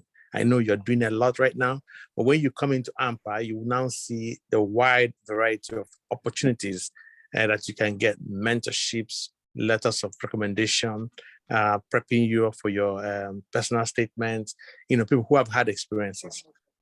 So I'll talk for a few minutes and then I'll let Dr. Getty also talk to you guys a little bit, okay?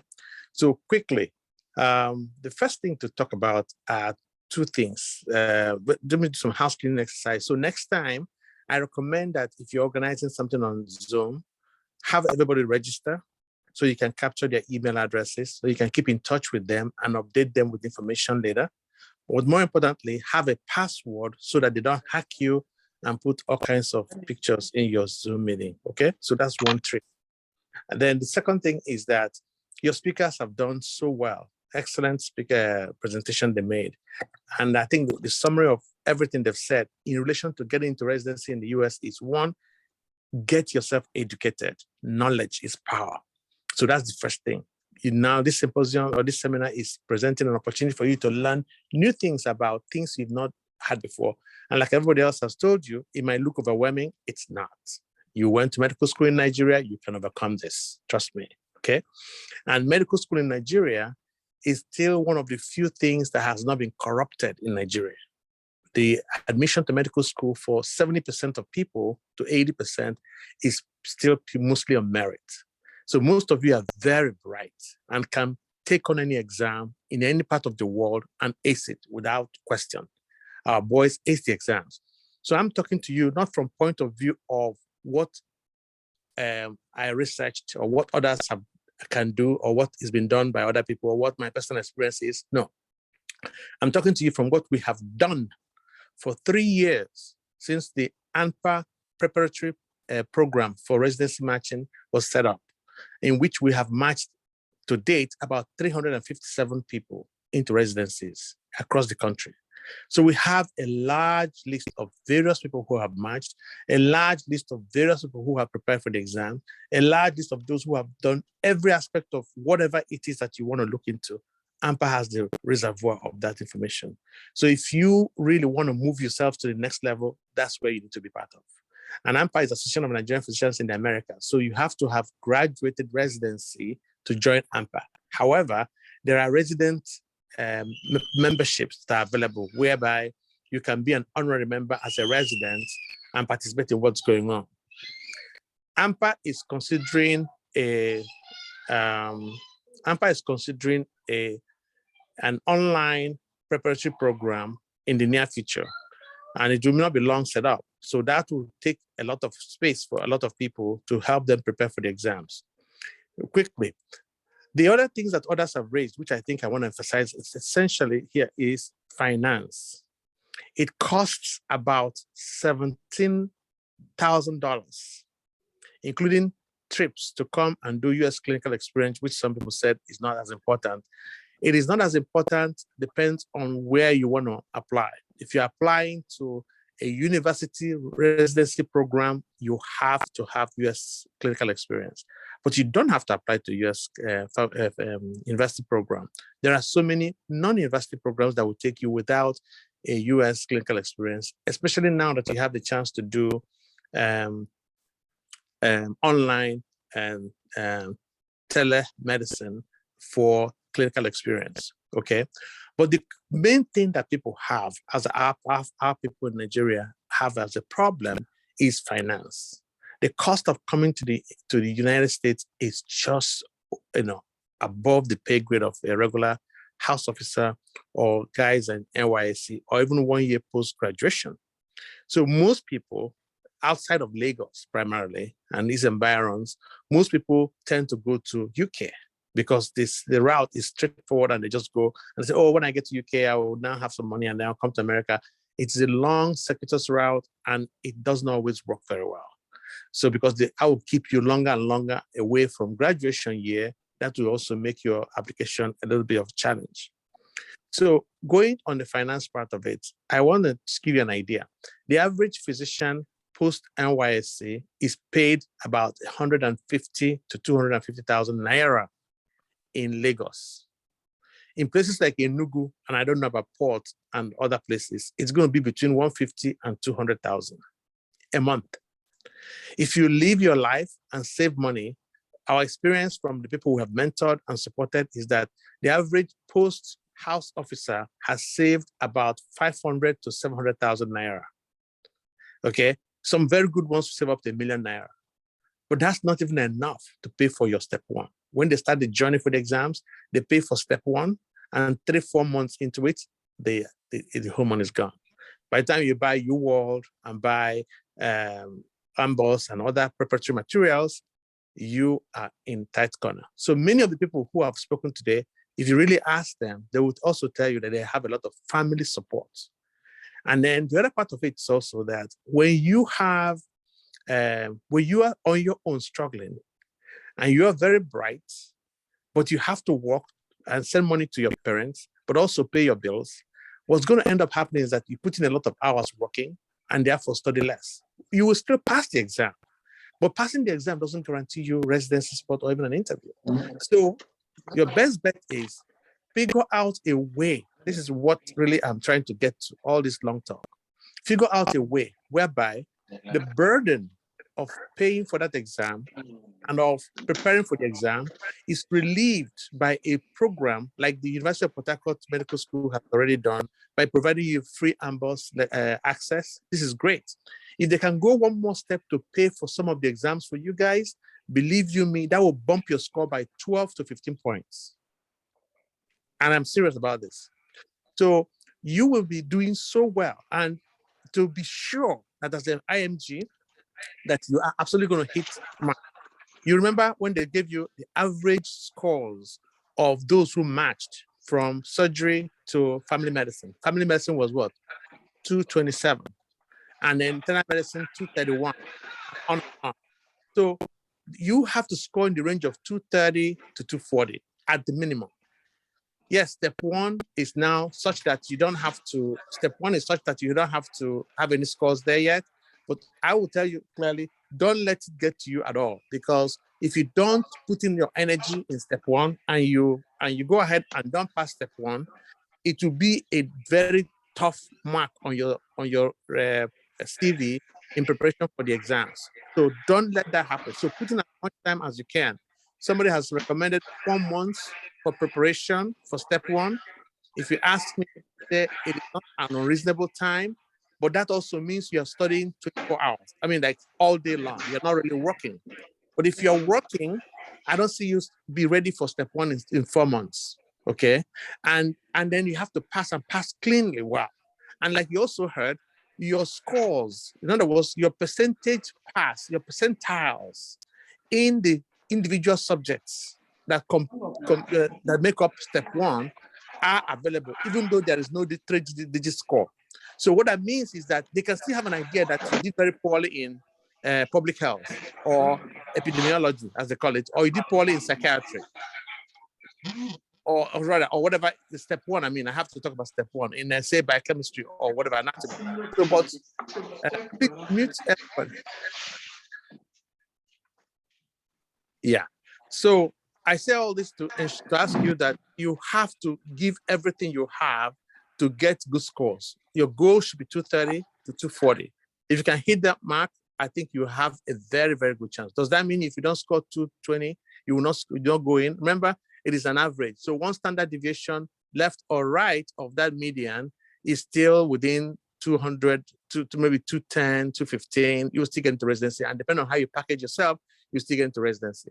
But that's an average. But we want to be double sure to make sure that we get in after you put in all this resource and energy and time to make it worth your while. The last thing I want to say quickly is that so we talked about knowledge, we talked about finance, and we talked about your scores. these are the three things that count most in this preparation process. So many people who start this journey get shorted by finances. It's expensive, but don't give up hope. There are many routes to getting around that. And so long as you're doing well and studying very hard, the better. One of the better things about this seminar is that it allows you now to begin preparation ahead of time. I heard also people mention that you can go a pathway number 6. I will encourage you, don't do that, because to get a physician here who will stand for you here is very tough. But more importantly, your knowledge is completely put together when you do your housemanship, because that's when you put everything together in your head, and it actually makes your score better. We've seen that those who have finished their house jobs did score 10 points better than those who didn't finish their house job, just so you know, okay? So these are some of the points I wanted to point out to get out to you guys. So what I would like to ask of the organizers is this. I would like Mr. President, good luck. By the way, Mr. President, good luck. I was Mr. President sometime when I was in medical school. So I totally understand what you guys are doing. I'm very proud of you. So try to get the names of all the people that participated in this program as much as you can, so that you continue to update them and give them information. And when you reach out to AMPA, we can also help mentor and guide them as they grow in their professional career. I'll let you guys be, because I know everybody has waited too long. Dr. Gedi Chenwoke is the chair of Infectious Disease Committee for AMPA. Let us just give you guys a small talk a little bit, and then we can take it. I'll be available for any questions after this, okay? My name again is Orano Ibeke. I'm the chair of Education Committee of Association of Nigerian Physicians in the Americas. Thank you. Thank you very much, sir. I really appreciate your words of wisdom. Dr. Getty?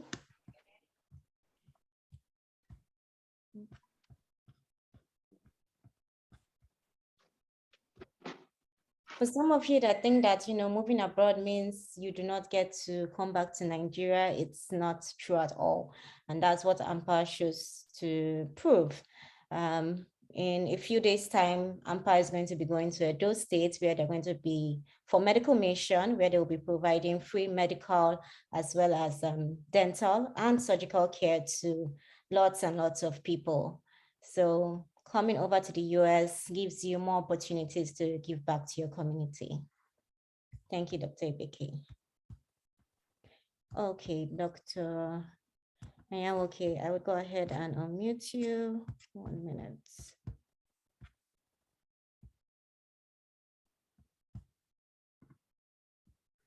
Yes, I believe you should be good to talk. Thank you. Hi.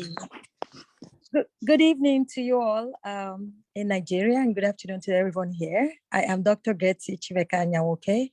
I am an infectious disease specialist. I also chair the AMPA Infectious Disease Committee, like Dr. Beke said. I'm also a board member of AMPA. We are very pleased. In fact, I am elated. I'm very proud of you guys. I'm very impressed with this whole conference. Dr. Orano Ibeke is the chair of the AMPA Education Committee. So I'm not going to be able to add much to everything he's just told you guys. He is the person to be spoken to about this in Association of Nigerian Physicians, AMPA. We're very proud to be here. Like I said, I'm a member of the board. And where we come in is to help those of our own who are in Nigeria to facilitate it. Give them the knowledge, like he said, knowledge, finances, and your scores. Those are very important, because you see, there are other nationalities here that are helping their people and bringing their people over here. And so we can be of resource to you all. Association of Nigerian Physicians, we can be of resource to you all, and Dr. Ibeke is the guy. We organize educational sessions like this. Dr. Ibeke does that a lot. Like he said, and you just said, we are having an AMPA medical mission week in Nigeria. We leave in a few days. The AMPA is now trying to get telemedicine between here and Nigeria, and Dr. Ibeke is one of the people in charge of that. That maybe in future help people, some of our students in Nigeria with maybe clinical experience in terms of practicing. And also put them in front of people that could be their mentors and could be able to say, I worked with so and so, and I can vouch for their clinical knowledge. So that's all. Those are things that you people should look into. But very impressed, very proud of you all. Thank you, and I wish you all the best. Thank you. Thank you very much, Dr. Anyawoke. Thank you so much. I hope we've all been having a good time. This is way past the time that we thought we'd spend here, but I believe that, you're getting lots and lots of good stuff. So at this time, I would like Chikodile, if you could share some recharge cards. Let's see. And we still have cards. Next, we're going to be going into question and answers. So I'm sure you all have been listening and you have some questions. So we are going to take the answers to those questions. Oh, sorry about that. So he did not get it, yes. But congratulations, Favor. She got the glow. Abie got MTN, and yes, it's like they banned. Oh, I'm so sorry. We have some MTN cards coming up more. So yeah, we'll see how that works. So now it's time for you to ask your questions. I have Brenda Muchi. She's going to facilitate this session. So if you want to ask a question, please raise up your hand and I would unmute. Hi, everyone. My name is Brenda Amuchi, and I currently work as a lead research analyst in Boston Medical Center. I also just recently matched into Leahy Hospital, Massachusetts, and I'm very happy to be here with you all. So I see lots of hands up. Can we take Dr. Okoro first?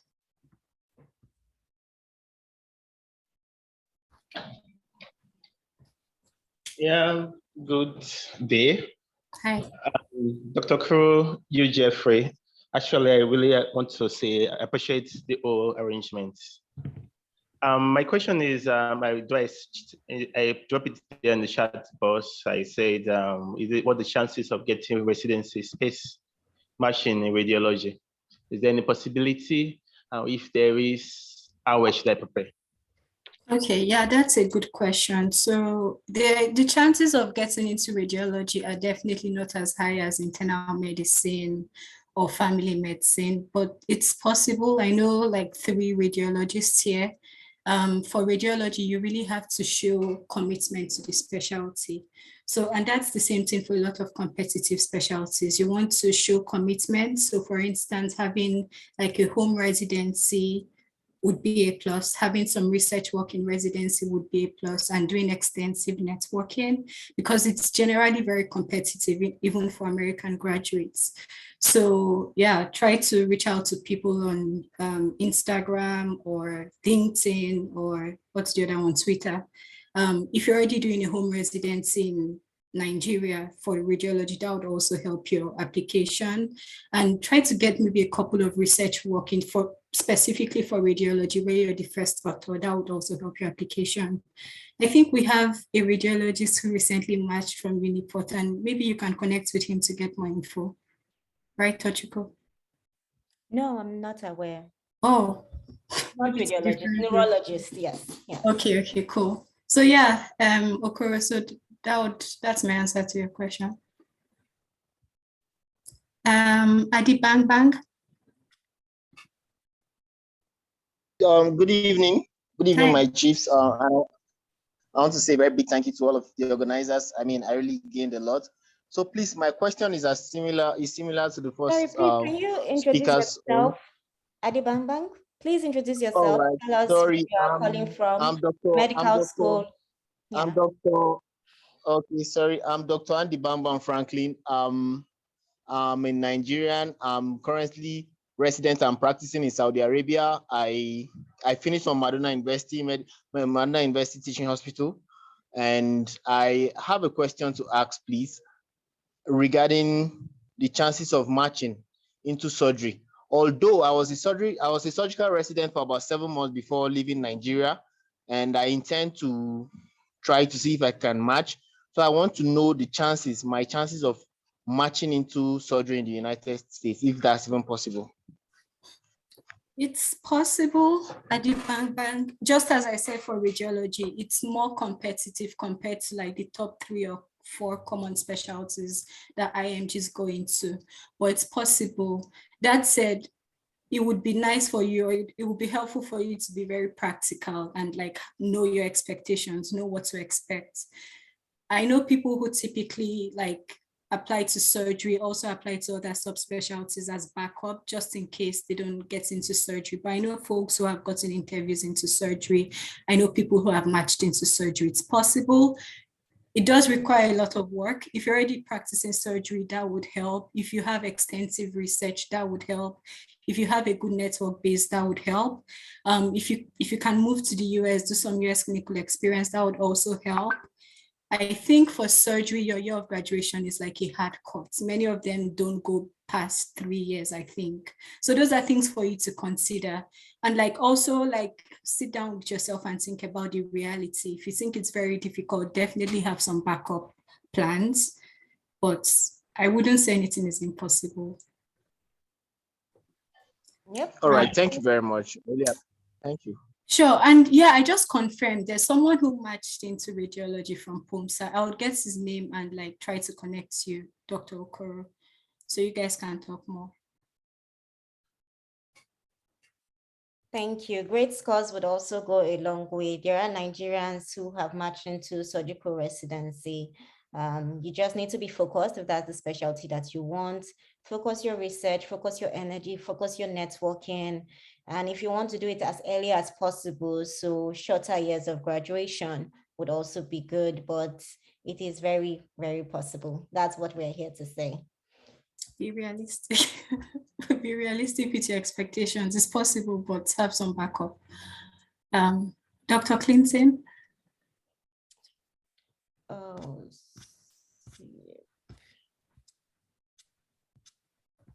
Dr. Ruth. Sorry.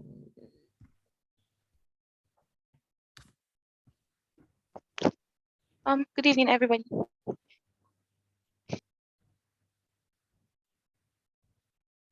Do you have a question?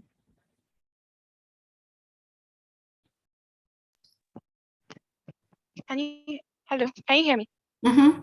Okay, I would like to know if it's easier to get matched into residency for psychiatry in the US than the UK. I can't really speak to that since I don't know anything about the UK system. If there's anyone who has an idea, please feel free to answer. But that said, I wouldn't say it's easy, but it's possible to get into residency in psychiatry. It's you know, I am family medicine, pediatrics are a bit easier to get into compared to psychiatry, but it's very possible. Again, you should show commitment to your specialty. You should probably have done some work related to psychiatry. Those specialties are very careful to identify people who like are trying to use them as backup. So you want to make sure that your application is tailored and it really like screams psychiatry. So yeah, try to do some research work related to psychiatry, do some US clinical experience or virtual experience related to psychiatry, get good scores, network with people. What else for psychiatry?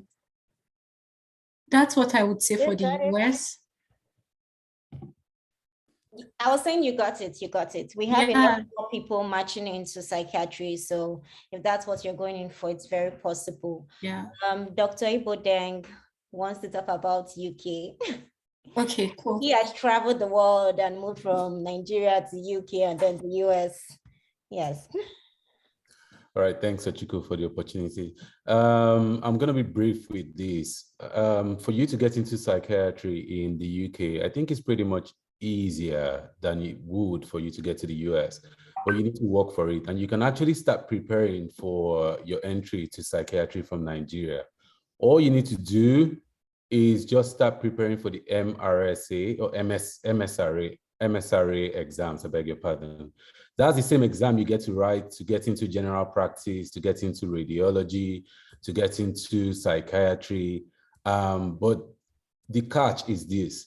you need to score in the top 10 percentile for you to get an automatic spot into psychiatry without any hassle. And there's so many people who have gotten into it. I have my classmates who are doing psychiatry residency right now, and all they needed to do was just study extensively.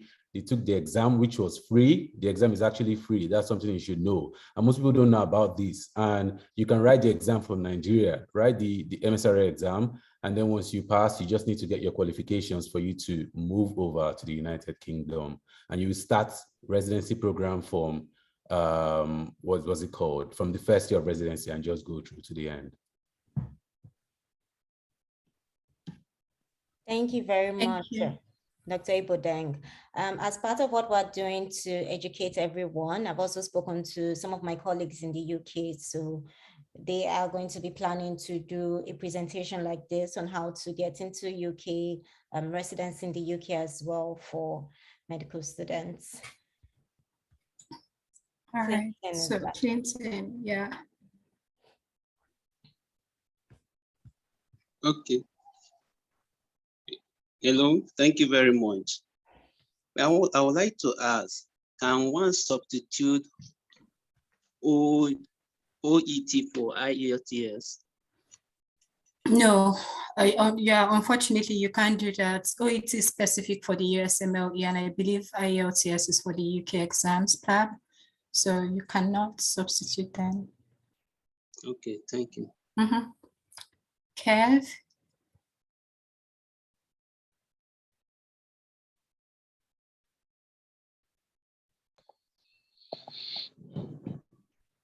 Okay, thank you very much. So far, we've gained a lot from this. I want to appreciate everyone for the whole thing, the whole efforts you have put. My question is concerning we that are students. Like, well, yes, they keep saying that we should write it when we are much prepared. But from experience and from what you have gathered from other people, like when is the best time for someone to take the step one? Is it while in school or after graduation? Thank you. Sure, this is a good question. I would say the best time is to take it as soon as possible. I think it's possible to take step one as a medical student. In retrospect, you've really done most of the work in your first MB. So like your basic medical sciences, and then you do some of step one content also in your fourth year, pharm and what's the other one? Pharm and pathology. So by the time you get to fifth year, sixth year, you're very well equipped to take step one, in my opinion. So if you really work hard towards it, it's possible to take it during medical school. That said, I realize how difficult it is. Like during medical school, you're thinking of how to get by with your classes and how to pass your exams. So it can be a bit tedious juggling between like med school and taking the steps. If you're not able to, I would really advise you give yourself a hard cap of 3 years post-graduation. So your first year post-graduation, you're doing your internship, house job. Second year post-graduation, ideally, you would be doing your NYSC. So that time frame is also a good time for you to squeeze in like studying for your steps and try to take it before you hit third year, like before you get to 3 years post-grad, because lots of programs have like that 3 year cap. Once you're gone past that 3 year cap, they may not look at your application. And I think 3 years is also a good time. It's kind of like a safe time. In case you don't reach that target, then you can like get into 4 years post-grad or 5 years, which is also acceptable by so many programs. So some programs would not take your application once you're past 3 years. Some wouldn't take your application once you're past 5 years. So generally, if you're not able to take it in med school, if you're not able to go through with your step one, step two, and all of that by med school, I think, just aiming for 3 years post-grad would be a good time. That time you can try to get like an additional job to give you additional financial sources, because you've all seen the exam is the whole process is quite expensive. So yeah, that would be my recommendation. But yeah, that wasn't my case. My case was quite different. And again, everybody's journey is going to be different, but it's good you have an idea and try to plan ahead. If you plan for 3 years and you go past 3 years, I don't think like 4 years or 5 years off is still bad. That's also good. But yeah, just keep those in mind. Thank you. Welcome. Yes, thank you very much. I would just add that the USMLE exams is one that is specific to you. This is the exam that you have to know yourself. Some people will do this exam in 6 months. At the time, step one was still score. They would do it in 6 months and get 260. And some people are studying for 2 years, 1 year. I did not take my exam until almost a year. So you have to know yourself. You have to know what works for you. The practical exams will help you know if you're ready for it. And then that is when you go for it. And you can take it in medical school. I've seen people that took it in medical school and they scored wonderful. I remember when I was studying, there was a guy in Uniben that scored like really, really great scores. I didn't even get up to that and I was out of medical school. So if you feel you're up for it, it's something that you can do. Yeah.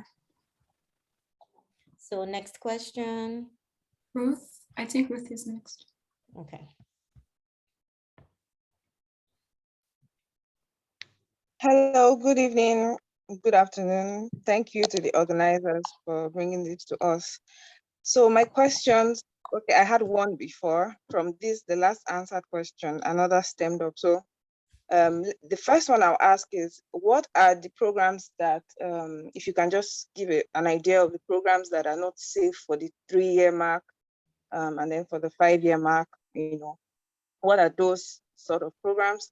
That's the first question. And the second question is, when the speaker that was talking about the career options was speaking on them, the one about the public health workers, I don't think I would have loved him to, you know, maybe elaborate a little on the career options if one was looking at the public health line, you know. And then is there a residency in public health, you know, and, you know, what are the chances of one getting into that? So yeah, that's mine. And how would you advise if one was interested in public health? Yeah. I can attempt both questions because I have a master's in public health, but like I'm happy for other speakers to contribute as well. So to your first question, there's no general rule. Every program has a different, like a group of items that they look at when they are deciding who to interview and who not to interview. And even if, like, even when they write these yardsticks, sometimes they don't stick to them. Networking plays a huge role. So if a program has 3 years written on their websites and you have like a top faculty recommending you from that program, even if you're post 3 years, they'll probably still look at your application. Even if you don't know anyone and your program stands, like your application stands out to them, they would still invite you. So it's not really like a hard and fast rule, but generally, I would say lots of university-based programs do the 3-year cap. Yeah, lots of like community programs do the 5-year cap, but this is just my general, like if I'm to answer that question, that's what I'll say. The best thing for you to do would be to go online, go to the different websites and look at them. They're all different, state by state, by specialty. I can't say like this is it for a specific kind of program or another kind, but generally I think university programs tend to be a bit stricter with their year of graduation. So they would usually say 3 years and then the other programs would say 5 years. Just my general idea. Then to your second question about public health, if you're interested in public health and you want to do it as a residency option, that's possible. So there's like a residency specialty for public health and you can apply to residence in public health, very possible. You could also go through a master's in public health, which is what I did. I don't know, like it's an extensive conversation. So if you want to reach out to me, I can like give you more details. But essentially, public health gives you so much opportunity. There are so many job opportunities for public health, especially for physicians. So you could do clinical research. You could do monitoring and evaluation, you could do data analysis, you can do program management, you can do environmental health. There are lots of opportunities in public health. It depends on where you go to school. Some schools don't offer all of these subspecialties, all of these opportunities, but for the most part, like quantitative methods in research, clinical research can be an option, or program management, monitoring and evaluation. So just those are general things you get in almost every public health school. Yeah, but there's an option for you to do public health from residency. There's an option for you to do a master's in public health and then work as a public health professional from there.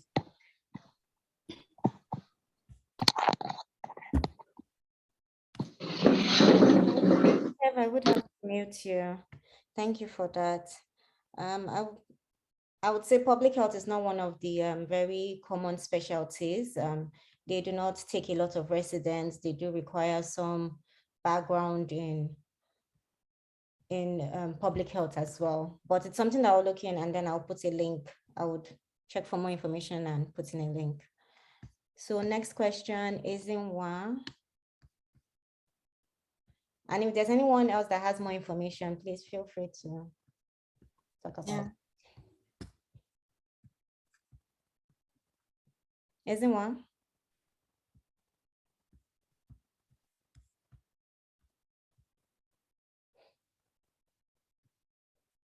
Okay, a lot of people are talking about getting contacts. So one of the major bodies that help people in getting into residency is KNG.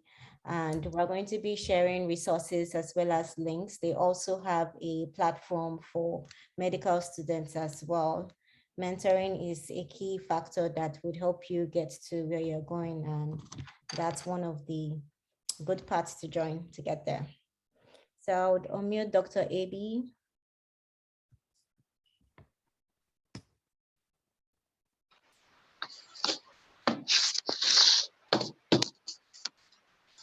Okay. Thank you so much for the section so far. Can you hear me? Yes, sir. Please tell us your name, where you're calling from. Okay, my name is Abhishek, calling from Ogun State. Okay. So I just want to ask quickly, the other speaker made mention of the basic salary of an attending, but what about for during residency? That's my first question. And then the basic pay during residency, the average pay. And then also, I also want to say, know if the slides and the recording will be made available. Thank you. Yeah, Gogo, do you want to attempt the question on salaries? Yeah, sure. Okay. Can you hear me? Yeah. Okay, so I believe I may not have given you guys enough information regarding remuneration. Basically, as a resident, just know that you're not going to earn so much money. An average resident gets anywhere from $50,000 a year to maybe 60,000, depending on where you find yourself. Places in New York would offer you more because the quality of life and the standard of living is a bit more expensive compared to places down south. So that's the reason behind the disparity in the salary scale. What gets back to you at the end of the day would be somewhere around $3,000 on an average in a month. And trust me, you would have to pay so much. You're paying for insurance, you're paying for one bill or the other. So you may end up getting anywhere around maybe a little over 2,500 or around that range for your 3 years of residency. When you're done with residency, that's when you start earning as an attending physician, okay? So your gross pay is going to be roughly around 200,000, 250,000, and on an average is 250,000. If you work harder, you may get more than that, okay? Especially if you're, I'm going to use a hospitalist as an example. The hospitalist works, some contracts would give you 7 days on and 7 days off. So you get to work an average of 14 days in a month, and then you're earning 250,000 for that. It could be more than that. It could be slightly less than that, okay? But if you're willing to work way harder, let's say you want to work 21 days in a month, then you're going to earn maybe a little over 300,000. So that's just it. And that's a gross pay, okay? But by the time they get to deduct the tax from it, you're going to get less than what you see on paper for your gross salary. I don't know if that explains it enough. If it doesn't, just put a message on the chat box and I'll give you some more information. Thank you.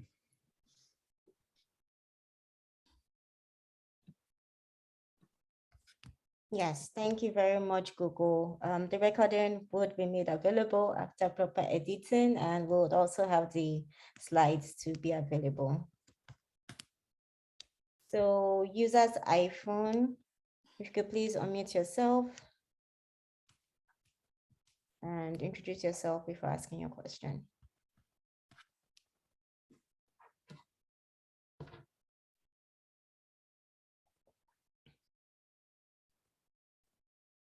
No? Okay. How about Sophia?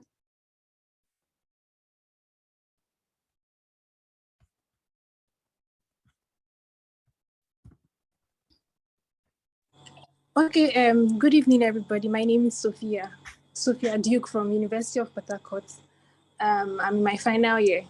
I wanted to ask, can you do like an MPH while doing your residency? And also for the residency in public health, is it still the same stuff that you're going to do, like be involved more in public health, do researches on public health to, you know, increase your chances on getting matched? Okay, so for your first question, sorry, I was going to thank Google. Thank you, Google, for attempting that question. So over to you, Sophia. For your first question, I don't think you can do a master's in public health during residency. I don't think it's allowed. I think depending on the visa type you have, you might be able to do moonlighting, but that's about it. Someone please correct me if I'm wrong, but I've never heard of doing like, it's so busy, you wouldn't even have the time to do anything. Like doing an MPH would be impossible to do during residency, except you mean residency in Nigeria. I'm not sure, like please specify. Then to your second question, sorry, I didn't get it. What was your second question?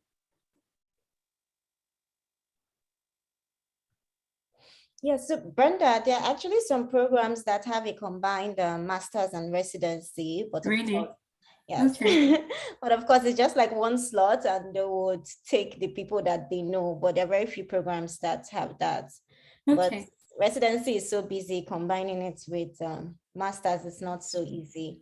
I know people that were wrapping up their master's at the time they started residency, but actually going both routes, yes, that would be a lot of hassle. Yeah, that makes sense. And I think those programs will make allowances for you to be able to maybe get some time off clinical work and focus on your MPH piece, but just the regular residency doing masters, I don't think it's possible.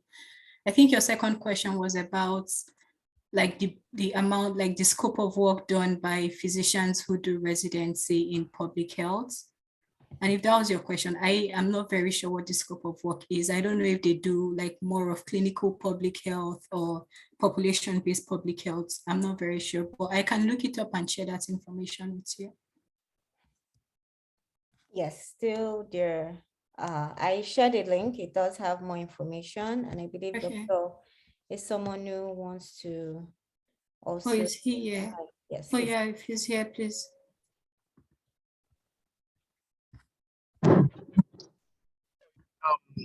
Can you hear me? Yes, sir. Mm-hmm. Oh, okay. Sorry, I just wanted to, I think you already answered the question. I wanted to just say that there are programs that have like an MPH option. If you're interested in occupational medicine, most of those programs, you know, have you do an MPH in the first year, and then you know, you complete like the medical clinical training for your occupational medicine in the the two other years you have. So it's kind of incorporated in that. But then there are also programs that are like, you know, preventive medicine slash psychiatry, preventive medicine slash pediatrics that you can do. But, you know, just like Brenda said, it's almost, I mean, it's possible if you're very, you know, hyper, like, I don't know if you have like a very strong determination, it's possible to do residency and do the masters, but it's incredibly tasking, and I don't think that that's something you would want to do. Yeah, that's just what I wanted to add. Thank you, Emeka. Okay. Ezenwa or Ruth, are you still available to ask?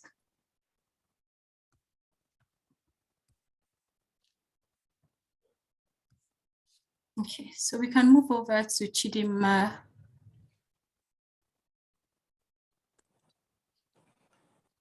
Good day, everybody. My name is Chidima Oba. I'm Pumsa Vice President.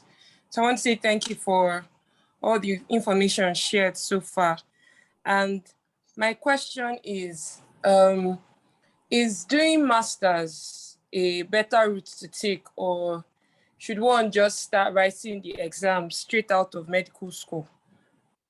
Or should you write the USMLE exams during masters or something? Is it a better route to take? Yeah, that's a very good question. I think it depends on you as an individual if you want to do a master's or not. If you want to do a master's, maybe you can decide to take some break after medical school, get your master's done, and then go back to clinical experience via residency. However, if you're trying to do a master's, like as an avenue for you to study for the exams, I don't think that's the best route. I think you should focus more on studying for the exams as soon as possible and getting them done. A master's program in the US is very hectic, very, very hectic. So you might not be able to allocate so much time to your studying, and you may end up dragging your study period or your study time. So if you want to do a master's for any specialty of your choice, then yeah, by all means. In my case, I wanted to do a master's. I've always been interested in public health, so I thought I would take some time off, do my master's, and then apply for residency. So yeah, if that's you, fine. But if you're really interested in clinical work and not really the master's, I think you should just try to focus on getting your steps done within a good time and apply, and that would help you improve your chances of matching. Dr. Esamonu? Yeah. Yeah. Well, I just wanted to say that Brenda is right. Trying to get into a U.S. master's program for the sole purpose of coming to the U.S. and then being here to study for your exam I don't think that's the best idea. It's incredibly stressful to do that. And I'm saying from experience because I did that. It was really hard to just allocate time to study for the boards. One would suffer, either your master's program suffers or your preparations suffers. But again, like I said, it all depends on the kind of individual you are. Some people are incredibly strong and they can do that. But the thing about this whole process is that there are so many ways to get to the goal, which is getting into residency and then eventually becoming an attending or consultant or whatever you want to call it. But some people want to choose something more aggressive. Some people want to be more passive about it, conservative about it. So if you're trying to be more aggressive and you really want to get this thing done, you can study from anywhere and pass. You just score your high board scores and come over here. Some people also, I don't know if anybody has talked about it, but like people who go to Kaplan programs, right? And it's compared to a master's program is very less expensive, and then you also get a visa to come to the US and stay, and you can attend the Kaplan stuff and also prepare for your board exams. But I mean, that's if you feel like that's the way that you want to go about it. Like I said, you can certainly prepare for these exams anywhere. One of the things that would limit someone preparing for this exam in Nigeria is maybe the obvious things, electricity, internet, subscription, having information available. But then that's why we're trying to reach out to you guys like this and providing this information so that you can ask questions and be guided. You wouldn't have to look for ways to come here first before you take your exam. But if you want to do a master's for any other reason, that is not just for the sole purpose of coming here to take exam, then I think that's a very fine choice. Yeah. Thank you, Emeka. And I'll just premise that by saying sometimes we tend to see like different opportunities and we just want to jump on them, but those opportunities can end up being distractions. Once you identify what you want to do, this is a good time. You're in med school right now. If you identify that you want to move to the US, try to stay laser focused on that. There's really no need of looking for additional routes or additional things to do that will end up wasting your time. Except, of course, that's your intention. You have a passion or an interest in that. If not, focus on the end goal, which is getting into residency, and try to get it done as soon as possible. So yeah, just to premise that, so you guys keep that in mind as you're deciding and planning. So, Exactly. Aleuchi.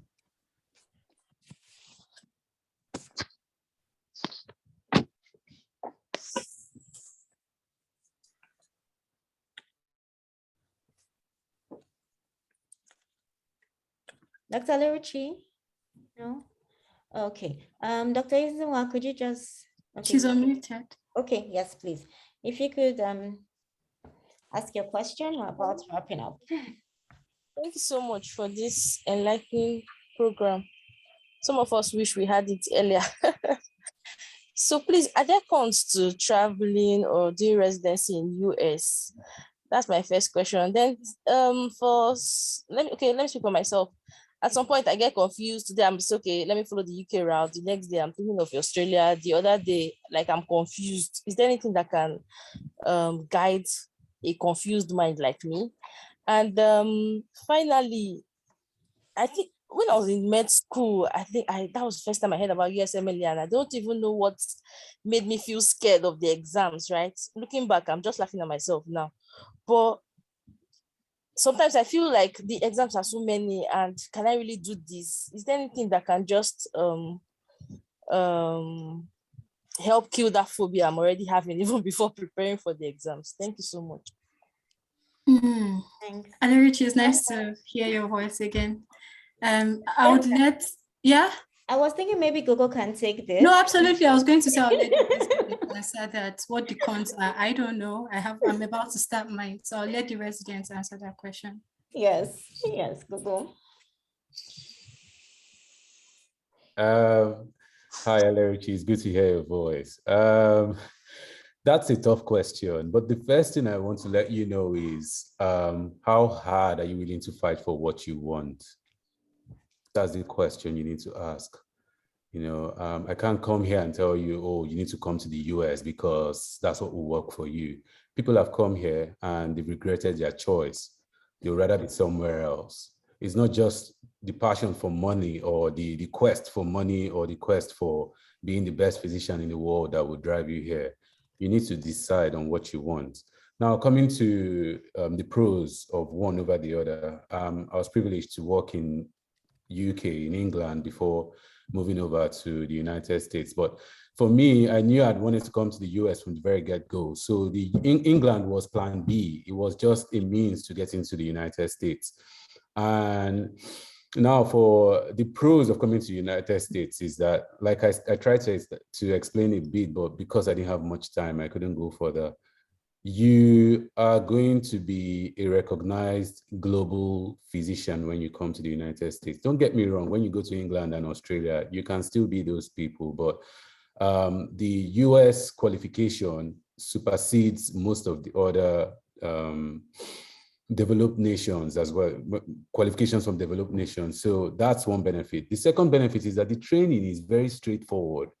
So you're coming in and in 3 years, you're done with residence and you can decide to do whatever you want to do with your life. If you want to go for further training, it's your choice. If you don't want to go for further training, you're already an attending physician and you start practicing or independently, not almost independently, you're practicing independently and everything is going to be done by you. You're making decisions. You're in charge of your life. If you choose to go to England, it will take you an average of 6 years for you to become an independent practitioner. So you would struggle, and the 6 years is not straightforward. So for me, who is in internal medicine, if I was to be in England, I would have to do 3 years of core internal medicine training, and then I would have to apply for specialty training, which is a hassle to get into. It is not very straightforward. You would be stressed. Sometimes you would have the most excellent dossier or portfolio and still not get into a residency of your choice, a specialty of your choice. And when you're done with the core internal medicine training, you cannot become an attending or a consultant. No, once you're done with 3 years, all you become is a registrar. So you're going to do the registrar job, which is the most stressful job in England. I'm using England because that's where I was. You will suffer. Don't get me wrong, it's still a good choice. So people still go there. And me, I was applying to get into it and I would have done it. If US didn't work for me the first time, I would have done it because I was ready to go through the stress of it. It's doable, it is satisfying if that's what you want. If you want to be in the clinical field, you would enjoy it. But it is demanding. The responsibilities are enormous on you. And that's you being a registrar in quotes. You're still not an attending, but you're having so many responsibilities. You're not, the financial part of it is still there as well. I'm sorry, it seems like I like money too much. I'm not ashamed of it, I do. But you know, you're going to go through a whole lot for you to become an attending in England. And I think it's the same thing in Australia. Australia is slightly better. Work-life balance is well recognized in Australia. It is not as easy to get into Australia than it is to get to England. Okay, it's not a straightforward pathway. Most people would have to come to England, get a year experience or 2 years experience before you go to Australia. That notwithstanding, there are people who have gotten into Australia directly without any much stress, okay? And then when you come to the US, your opportunities are just enormous, to be fair. When you go to these other countries, you're somewhat limited. Once you're done with this specialty, that's it. You just have to be there. In US, you can finish a residency, and if you're not satisfied, you can go and do another residency. You can move from one place to the other. Yes, there are people that do it. There are people that do it. So you can do something else. You can branch out. You can do business. You can, I mean, it's just enough. The ground is just wide. It is big. It's large. The soil is big for you to strive and for you to thrive. So I don't know if that explains it enough. And most importantly, the money here is good, please. But you will suffer. Don't get me wrong. You're not coming into a cash cow at first.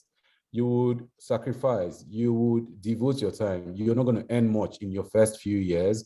But once you become a physician, a trained attending physician, then you will start climbing up the ladder.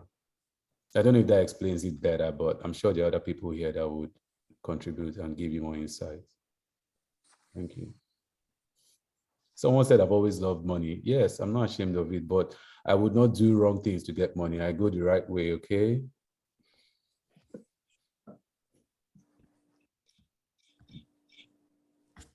Yes, thank you, Dr. Ibodeng. I think time is fast spent.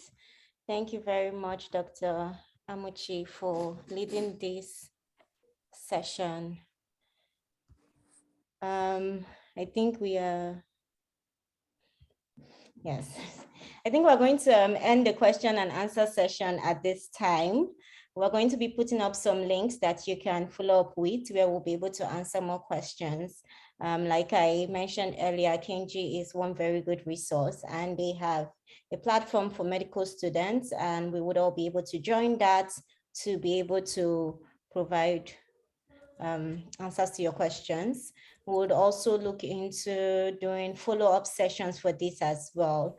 I'm really grateful that so many people came in even beyond Uniports. It shows how much this information is needed, and we would work on that with the president.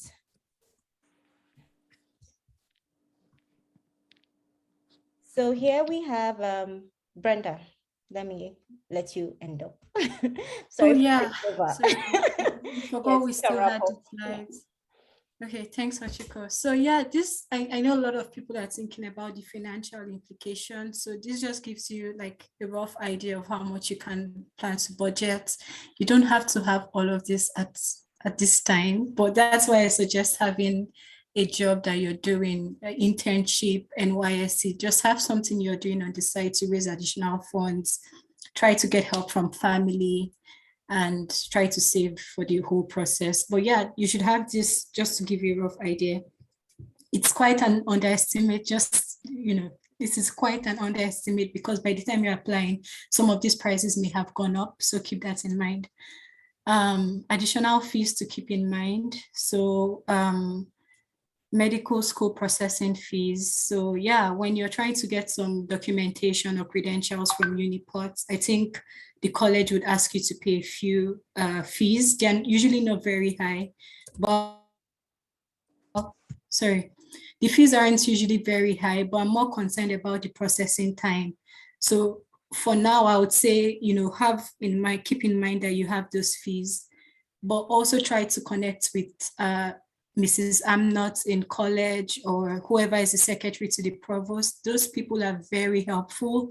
You need to have their phone numbers. You need to kind of create a rapport with them. So when you reach out to them, you can get your work done quickly. I think that's more important than the money you have to pay. Travel and accommodation expenses. Well, for people who are interested in taking step 3 before the actual, before they apply or during the application process, you may want to consider travel and accommodation. Or if you're interested in coming to the US for clinical experience, you should also consider travel and accommodation. If you have family in the US, consider staying with them. That can save you some costs. Visa application fees, yeah, just like I said for if you're trying to get US clinical experience or you're trying to take step 3, keep in mind that you might have to pay extra for visas. US clinical experience fees. Some of them are free. It just depends on how good you're able to network. Some actually free. You just reach out to physicians and they let you observe under them. Especially if you're doing a master's or you're doing something and you have some affiliation with the organization, they will let you observe under them. That's what I did. But if you're coming through a paid program, then have I think they typically charge around $1,500 to $3,000 depending on the hospital. Exam extensions. So yeah, life happens. You may need to reschedule your exam for any reason. So yeah, just know you need to pay extra if you decide to extend your exam dates. And when you do match, you end up paying more money for getting your licensing from your states. Additional fees, just know that whatever we showed you on the previous slide is a bit of what you have to pay for a good chunk, but you may have to pay other fees here and there depending on your situation. Last slide. So yeah, these are just resources that you should take the time to go through. They're all very, very helpful resources. Everything we've said here, you can find in those groups like KNG or USML ISATI, or if any of you know Dr. Nina Loom, she's also a huge force to be associated with. Try to follow her on Instagram. Look through these websites, you'll find additional information that would be helpful to you. Same for the educational resources. Go through them. The links are there. Go through them. You need them at one point or the other. I think Dr. Chinomso talked about Boards and Beyond. Somebody mentioned Kaplan. I don't know if anybody mentioned Divine Intervention, but he's also a good resource you can use to study for your step 2 CK and step 3. Also step 1. Online method as well. Very good for step 2 CK. And if you're interested in looking more into different programs to see their recommendations for matching or their guidelines, all of that, you can check. I think Residency Explorer, you have to have an AAMC ID to use it. So maybe you might not be able to access it, but I think you can access FRIDA. FRIDA is open access for everyone, I believe. So yeah.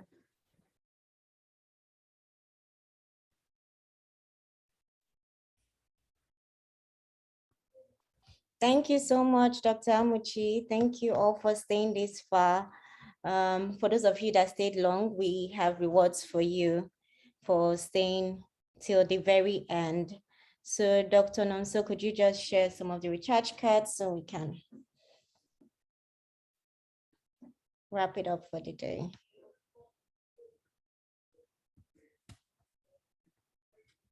And I'd also like to appreciate Dr. Irene. She's been on the chat.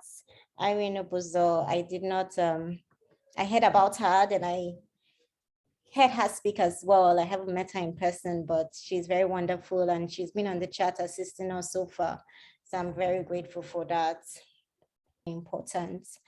At this stage, what we are doing is, the different levels of prevention. This is primary prevention. If you take the very right steps, you can get into residency right out of medical school, your first year out of medical school. So that's the purpose of this. we will be sharing our emails. If you have any questions, you can reach out. Like I also said, there's also the link for KNG Medical Students Forum. I do encourage you to join it, and I would be on there as well as other people to answer questions. So at this point, if there's nothing else from anybody, I would hand over to the president, Dr. Tankari, thank God.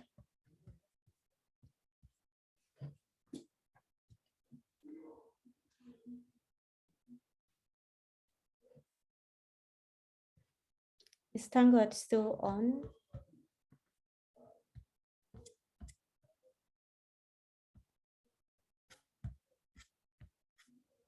Oh, the Vice President, is she here? Just closing remarks before we wrap up.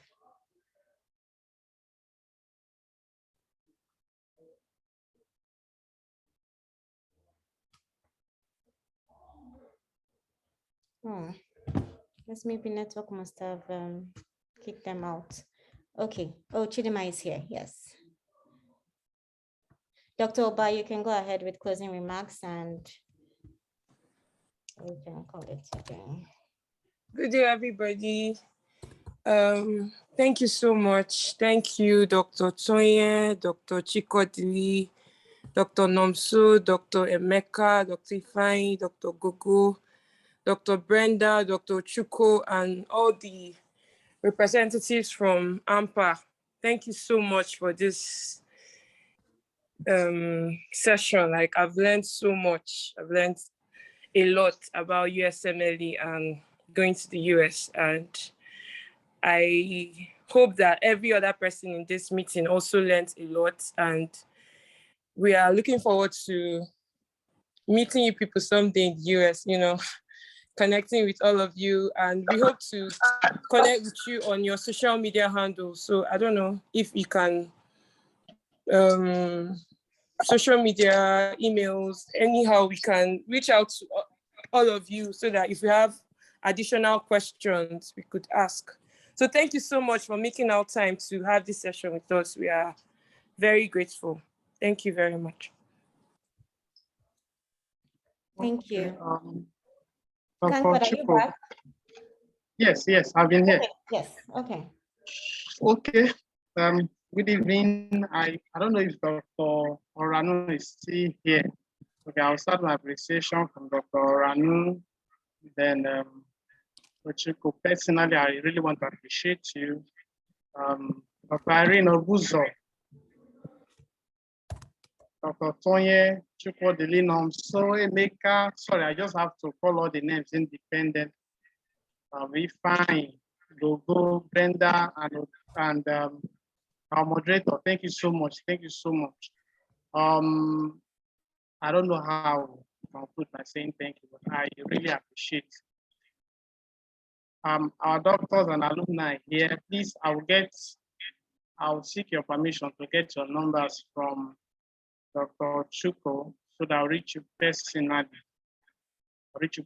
Dr. Izu was supposed to be with us. He's an alumnus too, and doing very well there in the US. And Dr. Chima, I think he's a prof already in internal medicine. They were supposed to be here, but they could not join us. But Dr. Izu personally said I should send his regards, especially to his younger colleagues there in the US who he never knew that they had such number. So he was so grateful when he saw the flyer. I was really happy. So thank you so much. I was thinking I could be able to share a slide, but I think because of time, I might not share it. But I would love to reach you. I don't know, Dr. Chuko, if you can give me a time. This slide is not actually for everybody. It's supposed to be for you and your colleagues over there, so that I can share some things with you.